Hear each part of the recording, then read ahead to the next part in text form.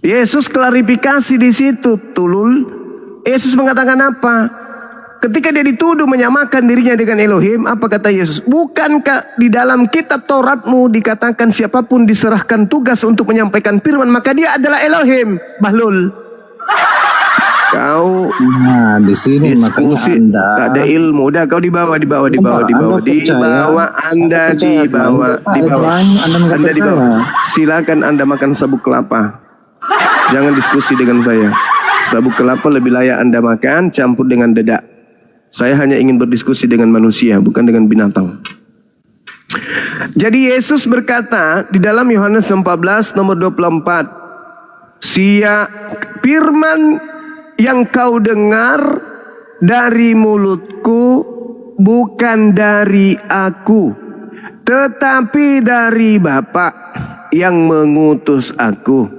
Nah, kau dengarkan firman dari mulut Yesus.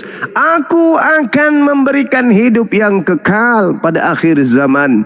Menurut Yesus itu ucapan dari dirinya atau ucapan dari Bapaknya? Nanti kalau kau ditanya begitu, nalarmu nggak berfungsi. Kau bahas yang lain. Jadi mending kamu turun di bawah, makan sabuk kelapa, campur dedak. Nggak usah naik ke atas kalau ilmu masih minim. Nanti kau jadi bahan tertawaan. Kasihan saudara-saudara Kristen saya yang masih mau belajar, ya. Kamu membawa saya Yohanes 10 ke Yohanes 10, itu makanan sehari-hari saya. Itu dalil-dalil yang menyatakan dirinya adalah utusan Tuhan. Dari rangkaian ucapan Yesus seluruhnya, dari kitab Markus sampai kepada kitab Wahyu, semua yang tinta merah menyatakan dia sebagai utusan Tuhan, sebagai cakupan, bukan Tuhan itu sendiri. Makanya orang waras akan mau mengejar hidup kekal. Hidup kekal itu adalah mengenal Yesus sebagai utusan. Tapi kau ingin membantahnya dengan membawa dalil-dalil. Padahal nomor 36-nya mengatakan, masihkah kamu berkata kepada aku yang dikuduskan oleh Bapa dan yang telah diutus oleh Bapa ke dalam dunia, bahwa aku menghujat Bapa karena aku berkata aku anak Bapa? Hah? Kamu nggak paham itu? Nggak paham karena kau beragama bukan berdasar akal. Andaikan saja saudara Kristen saya seluruhnya beragama Kristen berdasarkan akal sehat, maka sudah lama kalian tutup buku, meninggalkan agama kalian itu. Sayangnya kalian tidak mau menggunakan akal. Kalian hanya menggunakan dogma, doktrin, ilusi, angan-angan, asumsi, cocokologi, porok. Makanya begitu terus. Sudah dikasih dalil, sudah dibaca dalilnya, masih juga seperti itu. Nah itulah. Gak ada otak cuma separuh. Silakan saudara-saudara yang lain. Kita sapa Gurunda dari Usman. Memang ya, mereka memang pembantah Bible, mereka bantah Bibelnya sendiri. Bantah Yesus, bukan cuma bantah Bible, Yesus pun dibantai sama mereka. Betul Gurunda. Baru ngaku-ngaku pengikut Yesus, aduh. Ya, pengikut Yesus juga itu, mereka nggak salah Bun. Karena memang ada Yesus lain. Oh iya benar-benar Gurunda. Garam Cina. Ya, monitor. Garam Cina. Silakan tanggapi diskusi Bang. Ayo, semangat.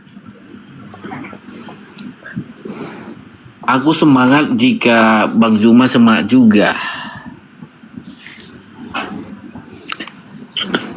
Saya bertanya. Tuh, gimana tuh tanggapi tuh.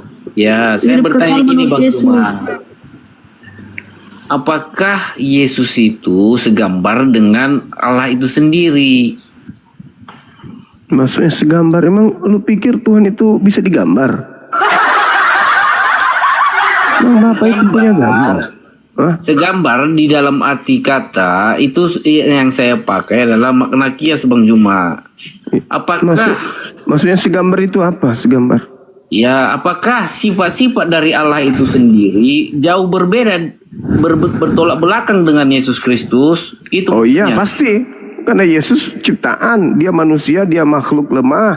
Sedangkan pencipta langit dan bumi bukan makhluk, dia maha kuasa, maha perkasa. Yesus apanya dia? itu kan secara fisik. Ini saya tanyakan nih. Lalu Yesus itu kalau bukan fisik apa? Oh, aneh-aneh aja. Emang Yesus lu pikir apa? Hantu. Ya. Yang saya tanyakan adalah sisi dari Tidak ada kesamaan antara Tuhan dan Yesus. Yesus makhluk, Tuhan bukan makhluk. Apanya yang sama? ya, lalu kenapa kita harus percaya dengan Yesus sedangkan Bang Juma saja barusan berkata harus mengikuti Yesus? Ya, Yesus harus dipercaya sebagai utusan Tuhan. Jangan sebagai Tuhan. Lalu apa poinnya kita ambil dari situ? Ya, poinnya Kristen menyembah utusan Tuhan. Masa nggak paham? bukan seperti itu Bang Juma. Lalu Ya. maunya gimana? Maunya gimana? Pertanyaan saya Bang Juma, apakah sifat-sifat Tidak. Ya, Tidak sama, tidak sama. Yesus sifatnya manusia, sedangkan Tuhan pencipta langit dan bumi sifatnya sebagai Tuhan, bukan sebagai manusia. ya Beda. udah, ya udah kenapa kita mesti percaya dengan beliau? Ya, percaya sebagai utusan Tuhan. Bukan percaya sebagai manusia Tuhan. Lucu Ya Anda udah ini. mendingan kita belakangin aja. Ngapain kita urus dia? Kan gitu. Kan aneh Anda ini. Ini diskusi lintas agama di mana agama Anda dari barat masuk ke Nusantara mengajak orang lain menyembah kepada Kristus itu. Jangan di framing dulu. Kami nggak mau. Bodoh. di-framing Mau dulu. menyembah kepada sesama makhluk kan aneh. Ya justru Bang Juma di sini melawan argumen sendiri. Apa itu contohnya? Kita harus mengikuti Yesus kan gitu dengan Abang Juma katakan. Duh, gimana ceritanya? Yesus itu ada dua. Yesus yang adalah manusia, utusan pencipta langit dan bumi kepada Bani Israel. Yesus yang bukan manusia adalah penyesat kepada seluruh manusia. Beda dua Yesus. Satu Yesus manusia, satu Yesus yang bukan manusia. Beda. Ya udah kita ikutin aja dulu yang mana kira-kira Bang Juma percaya di antara dua Yesus ini. Yesus yang aku percaya adalah Yesus yang utusan Tuhan kepada Bani Israel. Mengajak Bani Israel untuk menyembah kepada Tuhan, bukan menyembah kepada dirinya. Yesus yang saya tidak percaya adalah Yesus yang datang kepada orang Roma dan Yunani dan orang Belanda serta Indonesia, yang mengajarkan manusia untuk menyembah dirinya padahal dia bukan Tuhan. Tuh, paham? Ya udah. Berarti di antara satu ini ada yang satu yang benar. Yang benar ini dulu jalurnya kita ikut. Yang benar itu yang datang di tengah Bani Israel. Oke. Mengajak Bani Israel menyembah kepada Tuhannya Israel. Itu yang benar. Dan dia adalah manusia, anak Maria. Itu yang betul. Yang tidak betul yang datang kepada Paulus. Oke. Saya ikutin itu ya. Berarti Ya. Yesus yang Anda yakini itu apakah dia ya segambar dengan Allah itu Tidak. sendiri? Tidak segambar. Karena Tuhan tidak punya gambar. Tuhan itu tidak punya foto, tidak punya patung, tidak punya bentukan. Saya kan bukan bermakna makhluk. kias. Tidak segambar. Apanya yang segambar? Sifat-sifat ketuhanan. Tidak ada sifat Tuhan. Tidak ada sifat Tuhan yang sama dengan manusia. Nggak ada. Lalu kenapa kita harus mengikuti dia? Lah, dia mengajarkan kita menyembah, mengajarkan Bani Israel menyembah kepada Tuhan yang betul, bukan mengajarkan menyembah kepada makhluk yang keluar dari kubur. Oke, menyembah itu dengan cara apa, Bang Juma? Mengikuti tradisi Yahudi. Contoh, diperintahkan sunat-sunat, diperintahkan sabat-sabat, diperintahkan jangan makan babi, jangan makan babi. Itu sudah menyembah, itu namanya. Mentaati perintah itu sudah menyembah. Menyembah itu berasal dari kata hamba. Hamba Ya itu udah. artinya tunduk. Ya udah, berarti itu berdasarkan dari perintah siapa? Itu perintah Elohim. Dan Yesus perintahkan kepada kaumnya untuk tunduk kepada perintah Elohim. Berarti segambar dong. Kok Ngapain segambar? Segambar. Aneh kau ini, aneh. Ya. Segambar, Kau ini ngapain aneh. kita harus Oh, segambar. berargumen kalau memang dia Jokowi perintahkan kamu minum susu setiap malam. Terus kau perintahkan orang lain juga minum susu setiap malam. Kau segambar dengan Jokowi. Hah? Ya, sementara saya nggak punya duit. Duit dengan hal itu. Kalau misalkan Jokowi nyuruh saya minum susu tiap malam kan gitu. Bukan ke situ kita larinya. Udah cari yang berkualitas. Bukan. Saya nggak bisa diskusi dengan sandal jepit, apalagi udah putus sebelah. Kalau mau belajar silakan, tapi kalau memperbodoh diri jangan di sini, bukan tempatnya. Ya, Bang Julius, selamat malam, Bang Julius. Halo Bang. Julius, Halo. ya, dari Reno mana Bang? Sekte mana? Katolik, Protestan? Protestan Bang. Oh ya, silakan kita mau diskusi.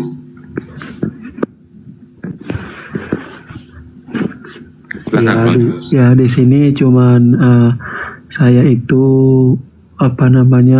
dengar Abang Suma mengatakan tadi ya. Semangat Bang, suaranya gedein dikit, semangat. Ayo lanjut. Ya gini ya. Saya udah membaca ya kitab-kitab ya. Yesus juga menyatakan bahwa hidup yang kekal itu, bahwa mereka mengenal Engkau satu-satunya Allah yang benar dan mengenal Yesus yang Engkau utus. Dan mengatakan bahwa ingatlah bangsa Israel, ingatlah bahwa Tuhan kita itu Esa. Ya, itu yang aku tanamkan dan saya ingin mempertanyakan ke Abang Suma itu, ya kenapa Abang Suma itu tidak sadar-sadar Yesus sudah menjelaskan tentang semua itu, tetapi kenapa Abang Suma tahu tetapi tidak mau menerima hal itu? Abang Suma udah belajar ya. Yohanes 17 ayat 3, Yesus berkata hidup yang kekal itu bahwa engkau mengenal satu-satunya Allah. Artinya tidak ada Allah lain lagi. Jadi Allah yang benar itu yang Yesus perkenalkan. Yang jadi masalah kenapa kalian sampai sekarang ini tidak mempercayai Allah yang benar itu? Karena tidak ada Allah lagi. Karena Yesus sudah berkata hanya satu-satunya Allah yang benar itu. Dan seluruh nubuatan tentang para nabi-nabi tidak ada lagi setelah Yesus. Karena untuk nabi-nabi itu berakhir sampai di zaman Yohanes. Makanya kalau kami Kristen seluruh Indonesia seluruh dunia tidak mengakui junjungan kalian itu sebagai ya maaf ya nabi ya gitu. Jadi ya harusnya kalian sadar ya Yesus sudah memperkenalkan Allah yang benar itu, kenapa kalian menolak? Gitu saja. Di dalam kitab saudara jelas dikatakan barakallahu fiik. Di dalam kitab saudara, kalau Anda mengatakan bahwasanya hanya ada Yohanes terakhir nabi, kebohongan Paulus ini gimana caranya kita tutupi?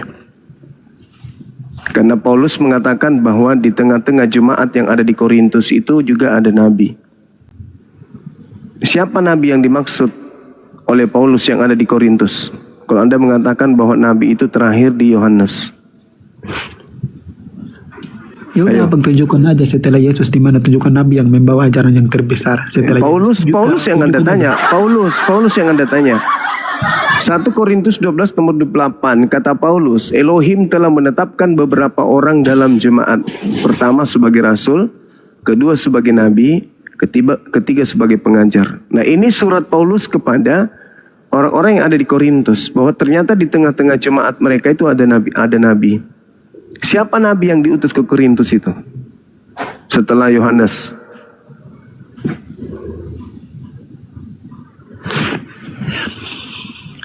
Ya kalau Abang Juma tanya gitu, Abang Juma tahu. Tunjukkan siapa dia dan siapa yang setelah Yesus menyebarkan Paulus yang Anda tanya, jangan saya. Paulus yang mengatakan di tengah-tengah jemaat Korintus ada nabi, jangan saya yang Anda tanya. Iya, soalnya di dalam kitab Torah Yesus tidak pernah mengatakan hal itu. Berarti Paulus bohong. Wah, dia nggak bohong, tetapi ini ucapan Paulus. 1 Korintus 12:28. Di tengah-tengah jemaat itu ada nabi. Siapa nabi yang ada di Korintus? Ya nggak tahu, tetapi intinya setelah Yesus tidak ada nabi lagi karena nubuatan. Berarti Paulus bohong. Berarti Paulus bohong. Iya, nggak bohong gimana? Paulus tidak pernah membangkitkan ajaran-ajaran baru lagi untuk melebihi. Itu dia mengatakan ada nabi di tengah-tengah jemaatnya, tuyul. Iya, tetapi tunjukkan di mana ajaran. Ya Paulus yang harus kau minta, tunjukkan nabi yang ada di jemaatnya itu siapa. Bukan, harus. Kalau di Antioquia, di Antioquia ada lagi nabi setelah Yohanes. Pertama nabinya adalah Simeon, yang kedua Lukius, yang ketiga Menahem, yang keempat Saulus. Itu ada nabi setelah Yohanes. Iya bang, tapi intinya gini bang ya. Ya Apa? karena orang Kristen sedunia tidak mengakui ya Muhammad itu sebagai nabi ya. Karena kalau kita belajar Tidak butuh pengakuan dari manusia-manusia palsu yang tak berakal. Emang ada paksaan untuk beriman kepada Nabi Muhammad? Ada paksaan? Enggak bang. Nggak ada. Kenapa orang Kristen yang Anda maksud tidak mau menerima Nabi Muhammad? Karena kalau menerima Nabi Muhammad, kalian tidak bisa makan babi. Hah? Kalian tidak Bang, bisa urut bukan begitu, tulung. Bang. Janganlah Kalian tidak seperti bisa itu. makan anjing. Kalian tidak bisa makan biawak. Kalian tidak bisa makan kecoa, cicak, kadal, buaya, kuda Bang, kemarin nil. ada yang makan Itu. ya, bang, juga bang, bukan orang. Karena segala Bang. sesuatu Abang jangan halal. ikut kami, atau Kalau bang. Anda masuk Islam, percaya kepada Nabi Muhammad, Anda nggak bisa makan nyamuk, nggak bisa makan cicak, nggak bisa makan kalomang, nggak bisa makan buaya kamu, nggak bisa makan ular, nggak bisa makan ular naga, nggak bisa makan kuntilanak, tuyul, hantu nggak bisa kalian makan. Kalau kalian percaya kepada Nabi Muhammad, makanya kalian tidak mau percaya. Ayo. Jangan kau ngomong lucu-lucu gitu lah bang. Enggak lucu pula. Emang kau dengar saya tertawa? Kalau saya tertawa itu baru lucu. Di sini. Sekarang saya tanya samamu, kalau kamu percaya Nabi Muhammad, apakah kamu masih bisa makan babi? Bang, bagaimana aku percaya dia sedangkan dia ada membohongi dirinya sendiri? Bagaimana kau mengatakan? Saya tanya samamu, kalau kau percaya Nabi Muhammad, apakah kau masih bisa makan babi? Masih bisa. Kalau misalnya contoh gitu saya masih makan. Berarti kau memang sudah gila. Kau cocoknya di bawah, kau di bawah. Kamu di bawah, silakan kau gosok Iya benar. edukasi kepada anak bangsa. Jangan ngajak gila aja sendiri, jangan naik di komal. Gila kok ngajak-ngajak. Mereka memperbodoh diri Gurunda. Kristen, Kristen, Ya, selamat malam semuanya. malam, silakan. Malam. Dapat 2 Bang Juma. Saya udah 12 dari pagi Bang Juma. Saya belum dapat nih, Bang. 12 saya dapat tadi. Belajar Pusing bahasa kepala. Indonesia. Ya, kalau boleh tahu, Tristan L. Timothy, Kristen Protestan apa Katolik? Kristen Protestan punya adik Pentakosta. Jadi Kristen Pentakosta. Oh, Protestan. Ya, mau melanjut diskusi ya? Silakan. Ya. Jadi tadi saya beberapa mulai dari semalam saya belajar ya. Tentu ini kan spesial sekali buat saya ada Bang Zuma ya. Boleh nggak Bang Zuma orang di luar daripada Islam itu belajar tentang Islam? Boleh, Bang.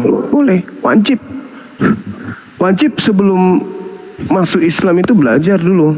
Nggak bisa masuk Islam tanpa belajar. Atau minimal, kalau ingin menemukan sebuah kebenaran kan kita belajar dulu, abangku. Kita mau memilih baju, pasti kita belajar untuk memilih dan menggunakan akal. Memilih makanan, pasti menggunakan akal untuk memilihnya. Nah, giliran memilih Tuhan, masa enggak dipilih dengan akal, kan gitu. Silakan. Ya, berarti jawaban Bang Zuma itu tepat sekali menurut saya. Artinya Islam itu kan terbuka untuk dipelajari oleh siapapun ya Bang Zuma. Betul sekali. Nah, jadi sebenarnya izin saya perkenalkan Bang Zuma. Siap. Saya ini udah capek sebenarnya menjadi seorang penghujat. Karena Ya. pada dasarnya kan itu nggak ada manfaatnya. Karena yang ada selain kita mengolok-olok apa yang diimani oleh teman-teman Islam juga, pada dasarnya dalam keimanan saya sebagai seorang Kristen kan itu hanya nambah-nambah dosa aja. Jadi nggak ada manfaatnya. Jadi saya naik untuk belajar ya. Dan tegur saya nanti Bang. Cuma mungkin teman-teman kalau misalnya narasi saya agak sedikit melenceng, mungkin tentu dalam hal belajar kan pasti menimbulkan banyak pertanyaan Bang semua. Kira-kira Abang bersedia nggak? Bersedia. Status belajar tapi ya. Siap-siap. Oke. Boleh perkenalkan nama dulu Bang? Kalau nama ini nama anak saya kebetulan, nama anak saya nomor 3 Bang. Jadi Nama akunnya apa di sini? Tristan L. Timothy. Jadi saya asli orang Nias Bang semua. Oke, sip. Mungkin ada yang meragukan dengan kekristenan saya atau mungkin saya berkata nyamar atau apa. Tadi saya sudah diskusi singkat lah bersama dengan Bang Jiman ya, yang mualaf itu juga. Cuman waktunya agak kurang panjang begitu kan, karena saya berangkat mau kerja. Nah yang mau saya tanyakan Bang Zuma, Siap. terkait dengan dalam pemahaman kami, Tuhan itu adalah sesuatu yang diikuti ya. Kepadanya kita menghambakan diri, kita memberikan kepatuhan kita. Nah mungkin di dalam pemahaman teman-teman Muslim, Tuhan itu adalah pencipta ya, atau bagaimana Bang? Iya. Kalau di dalam Islam, Tuhan, kalau kita pelajari secara umum, jelas adalah entitas tunggal yang absolut, yang berbeda dengan makhluk. Jadi ada dua yang perlu dipahami ketika kita berbicara mengenai agama dalam konsep bertuhan. Yang pertama Tuhan dan yang kedua adalah makhluk. Segala sesuatu di luar Tuhan itu makhluk. Nah, Tuhan ini adalah entitas tunggal yang absolut. Sedangkan pada ufuk yang berbeda, kita manusia sebagai ciptaannya itu menempati ruang dan menempuh perjalanan relativitas waktu. Tuhan tentu terbebas dari relativitas waktu, dan Tuhan itu terbebas dari ruang. Tuhan yang tak pernah terjangkau oleh akal atas segala kehendaknya. Jadi Tuhan itu adalah hakikat yang tak pernah mampu ditatap panca indera oleh manusia yang hidup di atas muka bumi ini. Sedangkan kita makhluk berada pada ufuk di mana dimensi kehidupan kita terkekang oleh waktu, tergiring oleh waktu dan juga ruang. Itulah Tuhan yang menciptakan segala sesuatunya dan tidak serupa dengan apapun. Nah, kalau dalam Islam, Tuhan secara garis besar di dalam sebuah surah disebut Al-Ikhlas. Surat ini kemudian menyatakan kepada kami sebagai seorang Muslim, hakikat pencipta langit dan bumi itu adalah ahad. Pencipta langit dan bumi itu satu, esa. Allahus Samad, Tuhan pencipta langit dan bumi itu adalah tempat meminta segala sesuatu. Lam yalid walam yulad, Tuhan itu tidak beranak dan tidak diperanakkan. Walam yakul lahu kufuwan ahad, dan Tuhan itu tidak satu apapun yang setara dengannya. Itu konsep Tuhan.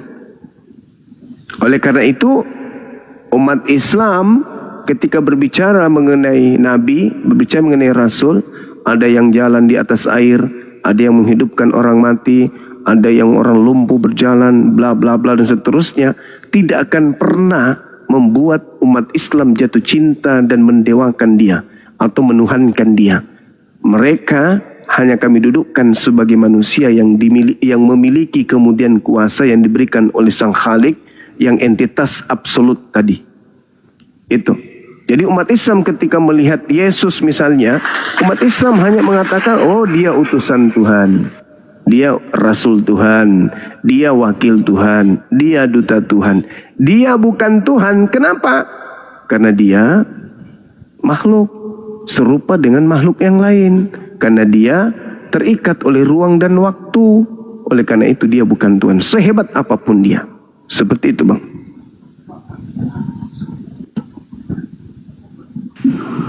Silakan, Pak Tauti. Baik,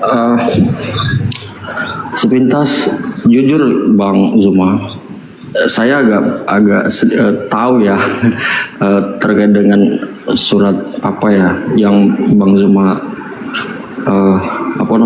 sebutkan tadi, Al-Ikhlas kalau nggak salah. Saya sampai hafal itu bunyinya, bahkan di Al-Fatihah juga saya sampai hafal gitu Pak. Iya, alhamdulillah. Saya ada pertanyaannya begini.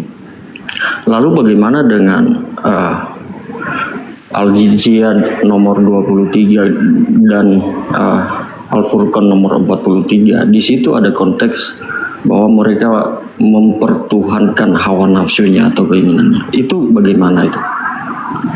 Iya. Jadi kalau dikatakan mempertuhankan hawa nafsu, Al-Quranul Karim, apara'aita man ittahaza ilahahu hawa. Jadi ketika Allah kemudian menorehkan pengajaran kepada baginda Rasulullah Muhammad SAW, tahukah kamu wahai Nabi Muhammad, orang yang menjadikan hawa nafsunya sebagai Tuhannya. Jadi orang yang menjadikan hawa nafsunya sebagai Tuhannya, contoh, ini tak kasih contoh. Orang Yahudi beribadah dalam bentuk ritual ibadahnya itu ada tujuan, yaitu menyembah kepada hakikat yang memberi perintah. Keluaran 31 nomor 14, kuduskan hari Sabat. Dan kalau ada yang tidak mengkuduskan, bunuh. Ketika orang Yahudi mentaati perintah untuk mengkuduskan hari Sabat, maka yang dituhankan, yang diilahkan adalah yang memberi perintah. Siapa itu? Elohim. Itu jelas itu. Umat Islam diperintahkan kemudian, ya ayyuhalladzina amanu idza nudiya lis-sholati min yaumil jum'ah. Wahai orang-orang beriman, maka bila engkau diseru untuk ibadah seperti ibadah Jumat, maka lakukanlah. Maka umat Islam kemudian berbondong-bondong ke masjid hari Jumat beribadah. Kepada siapa? Kepada Allah. Umat Islam menjadikan Allah sebagai Tuhannya. Yahudi menjadikan Elohim sebagai Tuhannya. Karena ada perintah.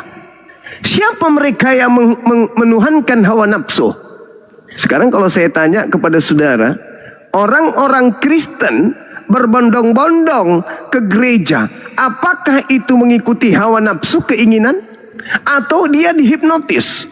Atau mereka tertidur berjalan, bermimpi mereka itu serentak seluruh dunia orang Kristen bermimpi, tertidur berjalan ke gereja? Atau itu karena mengikuti hawa nafsu? Ada nggak perintah Elohim? Tak ada. Ada nggak perintah Yesus? Tak ada. Ada nggak perintah kemudian dari Allah? Tak ada. Tak ada perintah. Lalu siapa yang menggerakkan diri mereka menuju ke gereja? Hawa nafsu.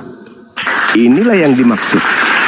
Menuhankan hawa nafsunya. Padahal perintah Elohim Sabtu. Tapi mereka kompak menuhankan entah siapa di hari Minggu. Itu. Apara'aita man ittahaza ilahahu hawahu wa adallahu Allah ala ilm wa khatama ala sam'i wa qalbi. Tahukah engkau wahai Nabi Muhammad, orang yang menjadikan hawa nafsunya sebagai Tuhannya dan dibiarkan sesat oleh Allah dengan pengetahuannya. Allah mengunci pendengaran dan hatinya serta meletakkan tutup atas penglihatannya. Siapakah yang mampu memberi petunjuk setelah Allah membiarkan mereka sesat? Tak ada. Bang Suma datang siang malam 24 jam. Mana perintah ibadah hari Minggu? Mereka dengar. Mereka melihat bacaannya, melihat. Mereka tahu. Tapi kenapa kemudian mereka tidak bergeming untuk meninggalkan ajaran yang tak ada perintah? Karena ada yang maha kuasa. Wa ja'ala ala basyarihi ghishawah. Tak ada yang mampu kemudian untuk menolong mereka. Tak ada. Faman yahdihi min ba'dillah. Siapa yang mampu memberi petunjuk setelah Allah membiarkan mereka sesat? Tak ada. Afala tazakkarun. Maka apakah kamu wahai manusia tidak mengambil pelajaran daripada itu? Kenapa mereka dibiarkan sesat? Karena mereka pantas untuk sesat. Kenapa?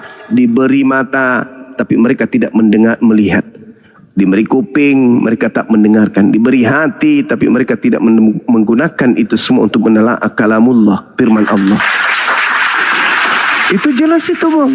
Jadi kalau Anda bertanya, kenapa ada orang yang menuhankan hawa nafsu? Ya mereka meninggalkan keinginan-keinginan Tuhan menuju kepada keinginan hawa nafsu. Tuhannya mengatakan, Tuhan itu satu. Kenal Tuhan satu-satunya Tuhan. Kenal Yesus sebagai utusan Tuhan. Itu ucapan. Tapi apakah mereka mau mendengar? Tidak. Mereka lebih mendengarkan hawa nafsu. Jangan engkau makan babi. Apakah ada perintah dari Elohim makan babi? Ada perintah dari Yesus makan babi? Tidak ada. Tapi kenapa mereka kemudian memakan babi? Adakah perintah? Tak ada perintahnya. Lalu siapa yang merintahkan? Hawa nafsu. Itu jelas itu, Bang. Jadi bagi kami umat Islam, materi seperti itu sudah terpampang di hadapan kami bahwa Al-Quran menguraikan suatu kebenaran yang mutlak tidak bisa kita lari dari kenyataan yang ada di sekeliling kita. Itu fakta. Silakan. Baik, tadi saya kembali ke awal ya. Kenapa saya tanyakan tadi dalam konteks keimanan Islam itu Tuhan itu apa? Pencipta. Nah, ketika Bang Zuma menjelaskan itu, saya masih belum masuk sih, Bang. Karena kenapa? Dalam konteks itu menuhankan hawa nafsu. Nah, bukan berarti kan menganggap hawa nafsu itu adalah sebagai pencipta. Atau bagaimana, Bang Zuma? Iya, Tuhan dalam kategori kita sebagai orang Indonesia, Tuhan itu adalah junjungan kita yang kita idolakan. Yang kita menghambakan diri kepadanya. Menghambakan artinya ketundukan. Ketika kita menundukkan diri kepada nafsu, berarti kita menuhankan nafsu. Itu tadi contohnya. Sedangkan umat Islam pingin pun melakukan hal seperti yang dilakukan oleh orang Kristen. Pingin ke rumah ibadah di hari libur, nyanyi-nyanyi dan seterusnya. Pingin makan semua makanan-makanan yang ada. Pengen umat Islam itu. Tetapi umat Islam tidak mengikuti hawa nafsunya. Umat Islam lebih tunduk kepada Tuhannya. Sehingga umat Islam tidak melakukan hal yang sama. Nah, kalau Tuhan memberikan perintah, perintahnya jelas. Perintah inilah yang dibawa oleh para nabi. Jangan kau makan babi. Jangan makan babi. Orang yang tunduk kepada perintah itu berarti dia mentuhankan kepada yang memberi perintah. Siapa yang memberi perintah? Pencipta langit dan bumi. Apa katanya? Jangan ente makan babi, itu haram bagimu. Itu perintah. Kalau kita tunduk kepada perintah itu, hawa nafsu kita kalahkan. Hawa nafsu tunduk. Hawa nafsu mengatakan, waduh enak kali ini capcainya campur dengan kuah babi. Ada lemak babinya lagi, enak kali ini. Itu nafsu. Tapi dia tunduk karena ketakutannya kepada Tuhannya. Tuhannya mengatakan, awas jangan kau makan, itu haram. Nah, sedangkan kalian, maaf, dalil kalian bantah, dalil kalian batalkan, Tuhan kalian belakangi, menuju kepada perintah siapa? Nafsu. Adakah kalian mau makan babi sehingga kalian mau makan? Ada. Nafsu enggak? Nafsu. Mau nggak kalian? Mau. Kalian turutin nggak? Turutin. Apa perintah Tuhannya? Jangan makan babi. Mana yang kalian pilih? Hawa nafsu. Inilah yang dikatakan Quran. Ada yang lebih menuruti hawa nafsunya. Berarti beribadah, mengibadahi keinginannya sendiri. menghambakan diri kepada hawa nafsunya sendiri. Itulah yang terjadi. Coba, ada nggak perintah Tuhan Elohim makan babi? Nggak ada. Tapi mereka kemudian mengatakan boleh makan babi dengan tafsiran-tafsiran mereka demi untuk memuaskan hawa nafsu mereka. Maka mereka mempertuankan, mereka menghambakan diri kepada nafsunya sendiri. Itulah yang dikatakan menuhankan hawa nafsu. Silakan. Baik, Bang Zuma. Tadi juga mungkin saya perlu belajar ya terkait itu juga. Tadi ada statement Bang Zuma yang menurut saya sangat menarik sekali, bahwa Bang Zuma percaya bahwa Yesus itu adalah utusan. Dan sebagai utusan dia menyembah Elohim. Berarti Bang Zuma percaya Elohim begitu? Jadi gini abangku, di dalam surah Al-Baqarah ayat suci Al-Quranul Karim ayat 136, Allah subhanahu wa ta'ala menjelaskan begini. Bismillahirrahmanirrahim. Qulu amanna billah wa ma unzila ilaina wa ma unzila ila Ibrahim wa Ismail wa Ishaq wa Yaqub wal asbati wa ma utiya Musa wa Isa wa ma utiya nabiyyuna min rabbihim.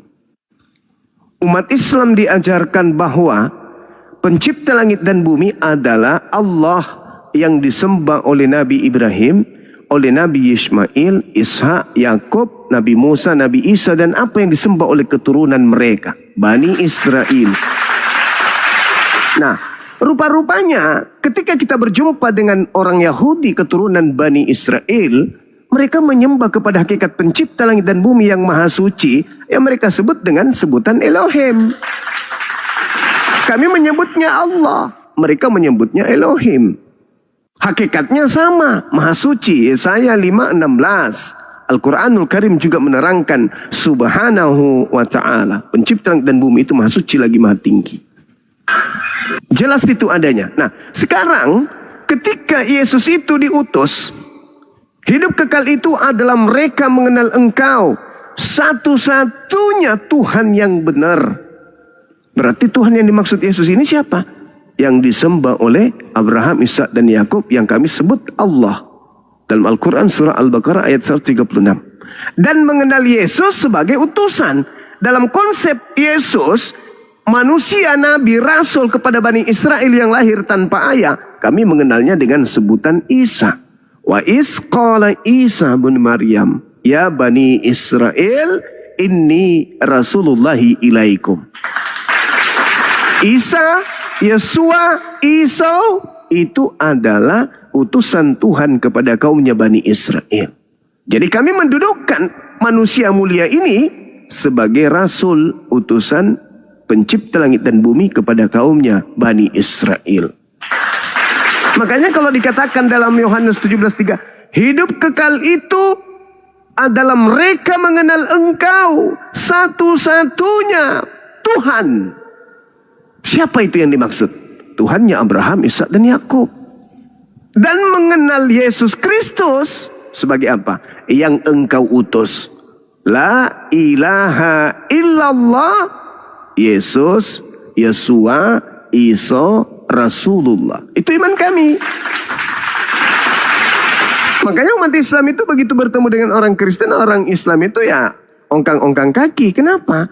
Ibadahnya umat Islam, ibadah yang cakupan muatannya adalah beriman kepada sosok manusia mulia yang datang di tengah-tengah kaum Bani Israel lahir tanpa ayah, membawa hikmat Injil dan mengaku sebagai hamba Tuhan, sebagai rasul utusan Tuhan kepada kaumnya Bani Israel. Apa kata Yesus? Hidup kekal, mereka mengenal Yesus Kristus yang adalah diriku sebagai utusan Tuhan, Rasulullah. Aman Islam? Aman. Hidup kekal? Hidup kekal. Bagaimana dengan Kristen? Wah, mulut mengatakan Yesus itu memang rasul. Coba intip pada hari Minggu. Siapa yang mereka sembah? Yesus, Pak. Berarti lain di mulut, lain di praktek. Itu apa namanya? Munafik. Bohong, mengelabui, pendusta. Kemana perginya pendusta? Surga apa neraka? Ya neraka, udah pasti itu. Kalau umat Islam, mulut berkata dia nabi, mulut berkata dia rasul, mulut berkata dia utusan Tuhan, sampai mati umat Islam, dia menganggap dia hanyalah utusan Tuhan. Hidup kekal nggak tuh? Hidup kekal. Nanti di padang mahsyar Yesus bertemu dengan umatnya Nabi Muhammad. Oh, ini yang namanya Yesus ya, Masya Allah. Yesus, halo bro, kawan. Ternyata you keren juga ya, pernah jadi utusan Tuhan kepada Bani Israel. Keren, keren. Oh iya bro, memang saya utusan Tuhan untuk kaum Bani Israel. Selamat ya Yesus, ya selamat kawan. Nanti kita jumpa di surga ya, iya. Tapi kalau Kristen yang ketemu dengan Yesus, Yesus, apa lo? Lu kan mau ngomong apa lo? Gue siapa? Gue siapa? Mau ngomong apa lo? Lu kan ini bro, apa? Aku ini siapa? Kau kan Tuhan Rasul Tuhan, Tuhan Rasul. Maksudnya Tuhan Rasul Tuhan maksudnya apa? Kamu kan Rasul sekaligus Tuhan. Ilmu dari mana lu dapat? Ada deh. Nah, udah kau penjahlah daripada aku, kalian semua adalah pembuat kejahatan, aku tidak mengenal kalian. Yohanes 17, Yohanes 7, nomor 22, nomor 23. Bahaya. Makanya, aduh, mumpung masih ada kesempatan, yuk mari gunakan akal sehat. Silakan saudara. Baik, terima kasih penjelasannya Bang Zuma. Sama-sama. Semakin dalam ya saya mau belajar ini. Tadi Bang Zuma berkata bahwa dari Bani Israel ya. Misalnya Abraham atau Ibrahim dalam iman Islam ya. Ishak, Ismail, Musa dan sampai kepada Yesus begitu. Itu dari Bani Israel semua kan. Nah, kalau ditelusuri secara mendalam, nabi-nabi ini ya dia berbahasa apa? Dari otomatis kan dia dari Bani Israel, tentunya dia berbahasa apa? Penyebutan nama Tuhannya itu dalam bahasa Bani Israel apa? Begitu Bang.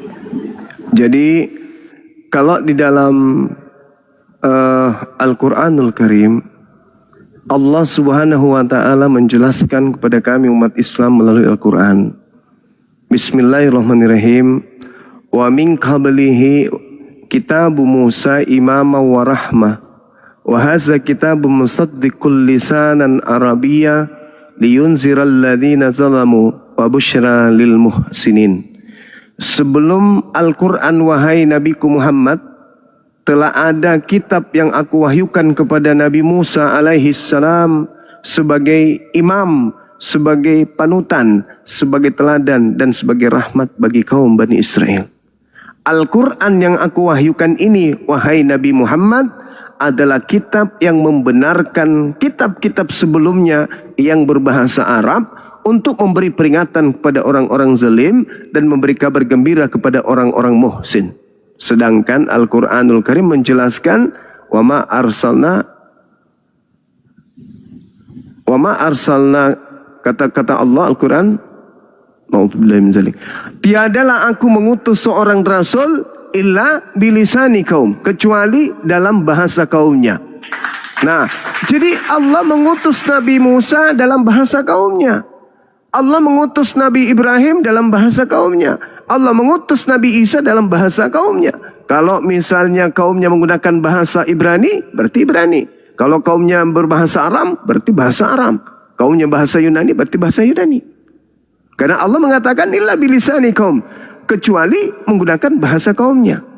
Tiadalah aku mengutus seorang nabi atau rasul melainkan sesuai dengan bahasa kaumnya. Nah, Nabi Muhammad diutus kepada bangsa Arab kala itu sebagai awal risalah kenabiannya, maka menggunakan bahasa Arab ketika menceritakan tentang keadaan masa Nabi yang lalu dan juga kitab-kitab mereka masa lampau. Maka Allah menceritakan berulang kepada Nabi Muhammad dalam bahasa Arab. Begitu Bang. Baik. Tadi Abang katakan dia nabi-nabi itu berbahasa sesuai dengan bahasa kaumnya gitu ya. Iya. Dan Tuhan saya secara general aja ya. Tuhan pada masa itu berbahasa kepada misalnya Nabi Bani Israel ya, dari Yakub begitu. Nah, dia berbahasa Ibrani atau mungkin Aramaik ya, atau bagaimana Bang Zuma? Karena kenapa kok ditransfer atau ditranslate ke bahasa Arab kalau dia berbahasa kaumnya sendiri? Begitu Bang. Iya, kan sudah jelas tadi, sahabat. Wa min qablihi kitabu Musa imama wa rahma. Wa hasa kitabu musaddiqul lisanan Arabiyyah.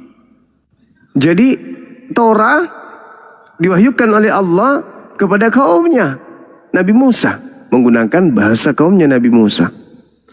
Injil diwahyukan Allah kepada Nabi Isa dengan menggunakan bahasa kaumnya Nabi Isa. Nabi Muhammad diutus menggunakan bahasa Quran, bahasa Arab kepada kaumnya, di mana risalah kenabiannya itu di tengah-tengah bangsa yang menuturkan bahasa Arab. Adalah satu hal yang aneh. Nabi Muhammad umatnya bahasa Arab, Allah berfirman kepadanya menggunakan bahasa Ibrani. Sedangkan nabi-nabi sebelumnya, kata Quran, diwahyukan dalam bahasa kaumnya. Kok Nabi Muhammad justru bahasa lain? Harus menggunakan bahasa Arab. Jadi ketika Allah menceritakan tentang keadaan Nabi Musa dengan kaumnya, maka Allah menceritakan cerita itu kepada Nabi Muhammad dalam bahasa kaumnya Nabi Muhammad. Sama seperti saya nih sekarang. Ada kejadian di kota Makassar. Lalu di kota Makassar orang menggunakan bahasa Makassar. Tiba-tiba saya berada di tengah-tengah orang Madura. Saya menjelaskan kejadian yang ada di Madura ini, di Makassar ini, tentu menggunakan bahasa orang Madura di sana. Tidak mungkin saya sampai di sana saya menggunakan bahasa Makassar. Sare batangku ningkai hadire kamakaman nih sesuatu ya ku bicara rikat tingaseng. Orang Madura langsung apa? Ngomong apa sampean? Kaman ya sare batang. Anjo bangiya kucini ki pa bombong aluka jangang.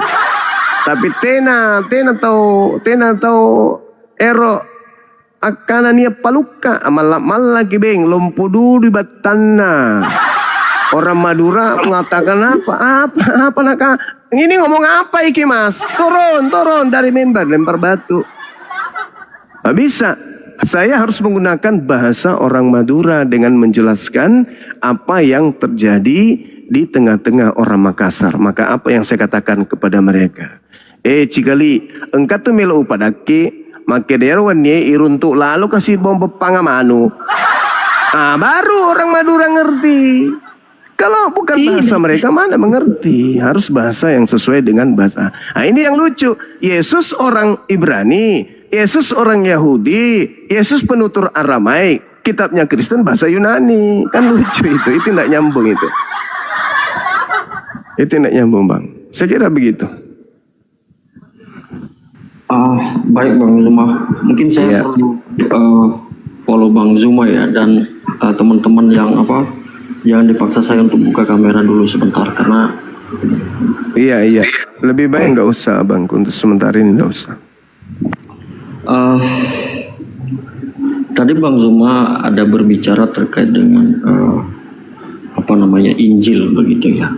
Iya. Kalau saya baca literasi teman-teman Islam, ada 6 rukun iman ya, kalau saya nggak salah tolong dikoreksi.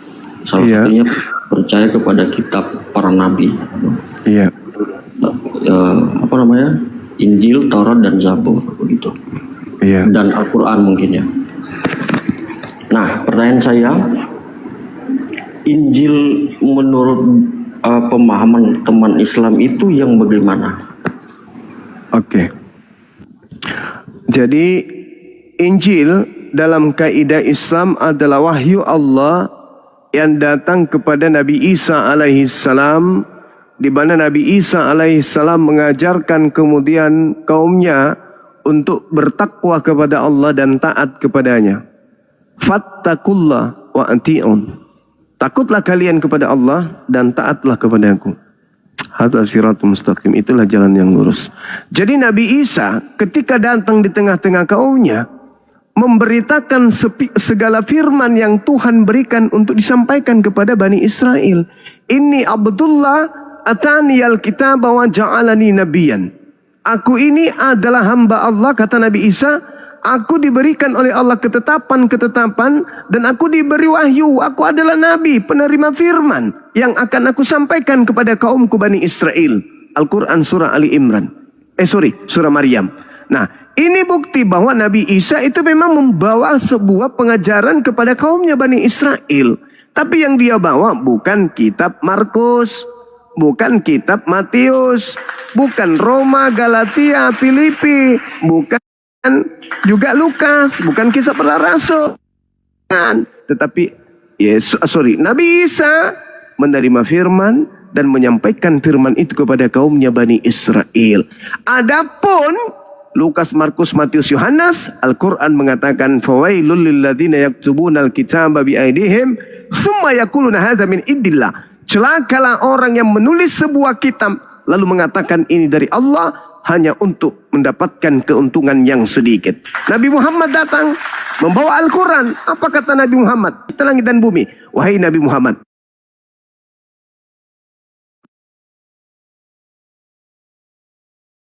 aku beri Injil. Seru mereka. Apa kata Nabi Muhammad seruannya? Al-Quran surah Al-Ma'idah ayat 18. Ya ahlal kitab, qad ja'akum rasuluna yubayyinu lakum katsiran mimma kuntum tukhfuna minal kitab wa ya'funa an katsir. Wahai ahli kitab, telah datang kepadamu untuk menjelaskan banyak dari isi kitab yang kalian sembunyikan, yaitu Rasulku Nabi Muhammad sallallahu alaihi wasallam. Nah, Nabi Muhammad diperintahkan oleh pencipta langit dan bumi untuk berseru kepada orang Yahudi. Wahai orang Yahudi, aku utusan Tuhanmu kepada kalian untuk menceritakan, untuk menjelaskan sebagian dari isi kitab yang kalian sembunyikan. Ini tuduhan. Al-Quran menuduh ahli kitab menyembunyikan Torah, menyembunyikan Mazmur, dan menyembunyikan kemudian Injil. Nah, sekarang mari kita buktikan. Kalau Injil Yesus bisa dibuktikan keberadaannya oleh orang Kristen hari ini, Al-Quran gugur. Saya bacakan sebuah dalil di dalam Markus 1 data nomor 14 diterangkan begini. Lalu sesudah Yohanes ditangkap, Yesus pergi ke Galilea memberitakan Injil Allah. Yesus pergi ke Galilea memberitakan Injil Allah. Di dalam Yohanes 1, Yesus memanggil Filipus untuk ke Galilea memberitakan Injil Allah. Jadi yang ke Galilea itu adalah Filipus, muridnya bersama dengan Yesus untuk apa? Mengajarkan Injil Allah. Kita lihat di dalam Kisah Para Rasul 8, jelas sekali tertulis di sana bahwa Filipus murid Yesus yang dipanggil oleh Yesus untuk memberitakan kemudian Injil Allah, tertulis oleh Lukas di dalam Kisah Para Rasul 8 nomor 35, maka mulailah Filipus berbicara dan bertolak dari nas itu, ia memberitakan Injil Yesus kepadanya. Subhanallah. Bible menjawab apa yang Al-Quran katakan, bahwa ahli kitab menyembunyikan kitab. Apa buktinya? Yesus punya ketetapan, Yesus punya kitab. Kenapa bisa dikatakan Yesus punya kitab? Karena diceritakan, maka mulailah Filipus berbicara dan bertolak dari nas. Nas itu artinya sesuatu yang tertulis, naskah. Berarti ada tertulis. Apa itu?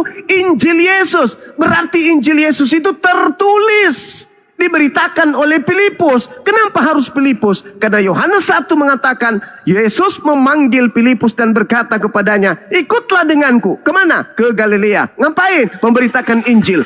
Filipus memberitakan Injil Yesus. Kata Quran, orang Yahudi, Bani Israel menyembunyikan Injil. Injil siapa? Injil Yesus. Injil Isa. Tidak percaya? silakan Anda tunjukkan Injilnya Yesus yang diberitakan oleh Filipus ketika dia di Galilea kepada di hadapan sida-sida untuk memberitakan Injil dalam nas yang kemudian diceritakan dalam Bible itu sendiri. Ada enggak? Ada enggak orang Kristen yang mampu menunjukkan Injil Yesus yang diberitakan berdasarkan nas yang Filipus bacakan? Ada enggak? Nehi-nehi merica ketumber jahe. Sampai kemudian kuda bisa pakai sepatu hak tinggi dan sepatu bola. Tidak akan ada orang Kristen yang mampu menunjukkan Injil Yesus. Artinya Al-Quran betul.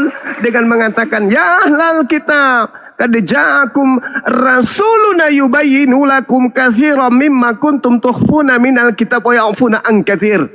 Nabiku Muhammad telah datang kepadamu menjelaskan sebagian dari isi kitab yang kalian sembunyikan. Terlalu berani Quran ini. Terlalu berani. Padahal Nabi Muhammad tidak melakukan penelitian. Nabi Muhammad tidak pernah berkongko-kongko dengan penulis Bible. Nabi Muhammad tidak bisa membaca Bible bahasa Yunani. Nabi Muhammad tidak pernah masuk ke perpustakaan, ke museum untuk melakukan penelitian. Seketika datang wahyu kepadanya melalui Roh Kudus. Katakan kepada ahli kitab, wahai Nabi Muhammad, engkau aku utus untuk menjelaskan sebagian dari isi kitab yang mereka sembunyikan. 1400 tahun silam tidak ada kekuatan di atas muka bumi ini yang berkatakan, ayo kita tampilkan kitab yang disembunyikan itu supaya Al-Quran itu batal. Sampai hari ini orang Kristen sampai ke Samudra Pasifik, sampai kemanapun di segitiga Bermuda dia mencari Injil, tak akan pernah mereka temukan. Subhanallah. Saya kira begitu, Bung. Saya semakin banyak pertanyaan Bang Zuma. Bersedia nggak Bang Zuma ya? Silakan Abang, silakan. Nggak masalah ya? Nggak masalah. Kalau saya tidak sanggup bayar jawab, saya akan belajar lagi. Silakan. Bukan, maksud saya ada waktunya nggak untuk ini apa namanya? Ada. Oh, Oke. Nah tadi Bang Zuma berkata bahwa Injil itu disembunyikan. Ada juga saya sering dengar bahwa Injil itu sudah dipalsukan Bang Zuma. Itu terkait narasi itu bagaimana? Al-Quran mengatakan, ya ahlal kitab lima talbisunal haqqa bil batil wa taktumul haqqa wa antum ta'lamun. Wahai ahli kitab, mengapa engkau mencampur adukkan antara hak dan yang batil? Tuh, bahkan Al-Quran mengatakan, bagaimana mungkin engkau menginginkan mereka beriman, padahal sebagian dari mereka membaca firman Allah, tetapi mereka menyembunyikan, mereka mencampur adukkan yang hak dan yang batil, padahal mereka sesungguhnya tahu mana yang benar, mana yang salah. Ini Al-Quran yang mengatakan, mereka mencampur adukkan antara hak dan yang batil, antara firman Tuhan dengan perkataan manusia. Dan itu juga diterangkan kok di dalam kitab mana itu? Yeremia berapa itu? 18 kalau nggak salah. Bagaimana mungkin engkau mengaku bahwa engkau memiliki Taurat Tuhan, sedangkan si pena palsu telah membuatnya menjadi dusta?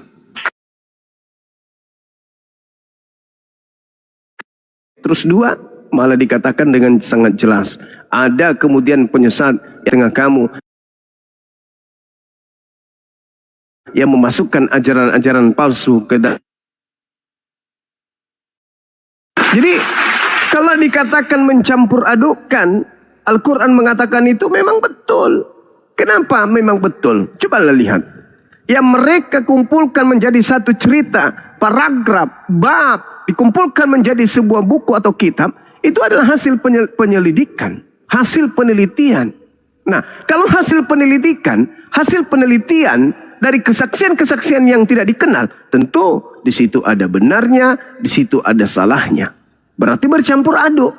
Berbeda ketika lisan Yesus yang sampai kepada penulis menerima, menghafalkan, lalu membukukannya, itu ya pantas untuk kita tidak ragukan. Tapi faktanya sekarang, Yesus mengatakan segala firman yang engkau berikan kepadaku telah aku sampaikan kepada murid-muridku, dan murid-muridku telah menerimanya dan mereka percaya bahwa engkau yang telah mengutus aku.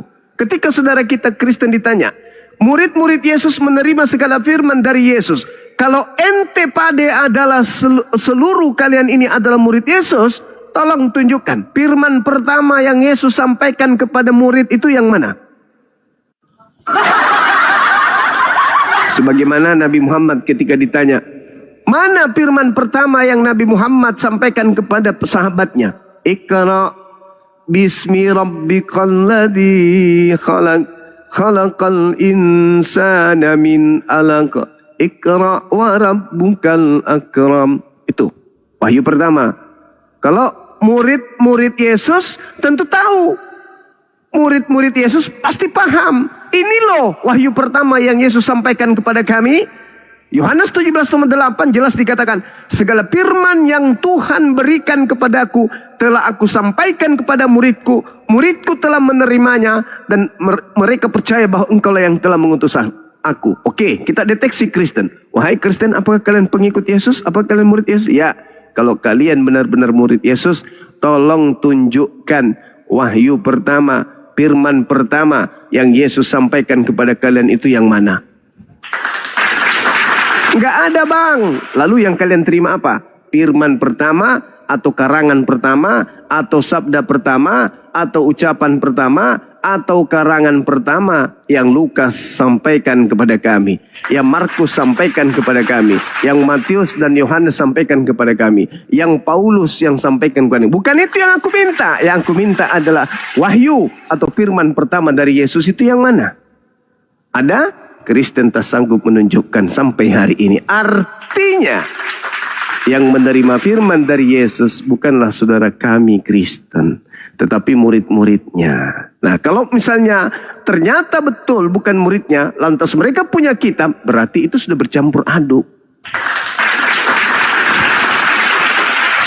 Saya ulang ya.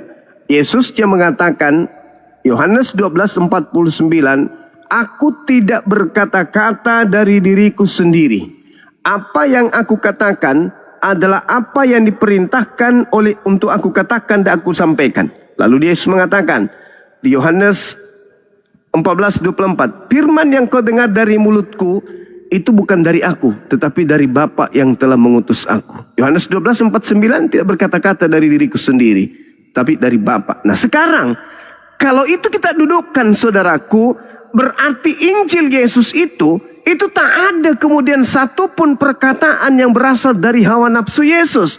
Melainkan semua yang disampaikan dalam Injilnya adalah ucapannya dia sendiri yang berasal dari Tuhannya. Sedangkan Lukas lebih banyak ucapan Lukas. Markus lebih banyak ucapan Markus. Apalagi Paulus, 13 buku itu ucapan Paulus semua. Lalu bagaimana dengan ucapan yang ada dalam sebuah kitab yang Anda katakan sebagai ajaran Yesus? Contoh, bagi mereka cocok yang dikatakan peribahasa yang benar ini. Peribahasa masuk ke dalam Bible. 2 Petrus 2 nomor 22. Peribahasa masuk ke dalamnya. Maka bagi mereka cocok apa yang dikatakan peribahasa yang benar ini, anjing kembali lagi ke untahnya dan babi yang mandi kembali lagi ke kubangannya. Ini peribahasa masuk ke dalam Bible. Sedangkan Yesus, aku tidak berkata-kata dari diriku sendiri. Apa yang aku katakan adalah apa yang diperintahkan untuk aku katakan, aku sampaikan. Artinya, andaikan saja seluruh firman, ucapan Yesus, kita kumpulkan, kita bundel menjadi sebuah kitab, maka dalam kitab itu tak akan ada ucapan Yesus, apalagi Lukas, apalagi Markus, apalagi Matius, apalagi Paulus. Tidak akan ada ucapan-ucapan mereka ini. Tapi faktanya, Bible yang digenggam hari ini oleh orang Kristen, ucapan Yesusnya diperkirakan hanya 18% doang. Selebihnya adalah ucapan pengantar, salah satunya juga ada peribahasa yang diambil entah dari mana. Seperti itu saudaraku. Baik. Sesuai yang saya katakan tadi ya, dengan iman teman-teman Muslim berkata bahwa percaya kepada kitab para nabi itu, Injil, Taurat, dan Zabur, Bang Zuma. Iya. Dan teman-teman Muslim mungkin percaya bahwa itu adalah firman Allah kan, betul ya? Iya betul. Yang datang kepada Nabi Isa, Nabi Musa, itu firman Allah, itu pasti. Oke. Lalu kalau itu adalah firman Allah, kenapa kita tidak bisa melihatnya sampai sekarang selayaknya Al-Quran itu, Bang? Ya, bagus. Jadi begini saudaraku,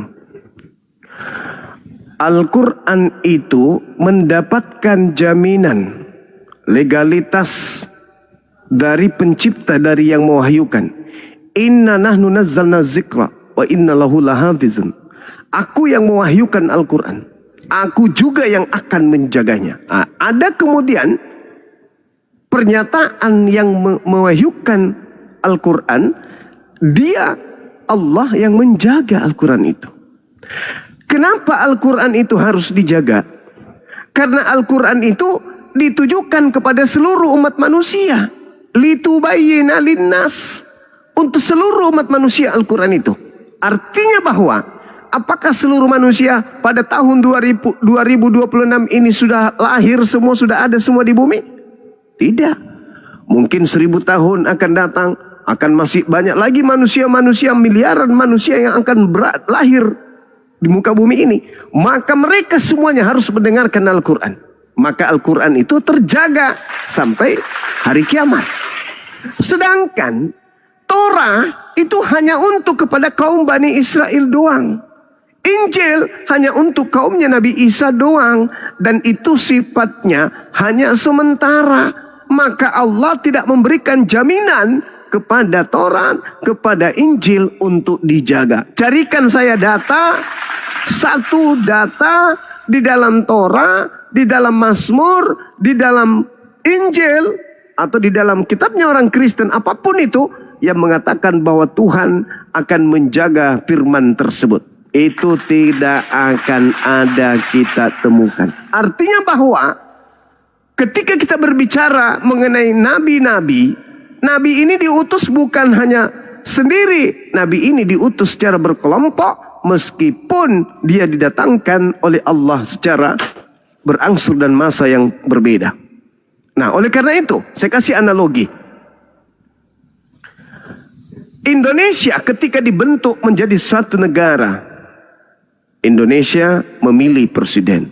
Dipimpinlah kita oleh Presiden Soekarno dengan aturan-aturan main yang disebut undang-undang.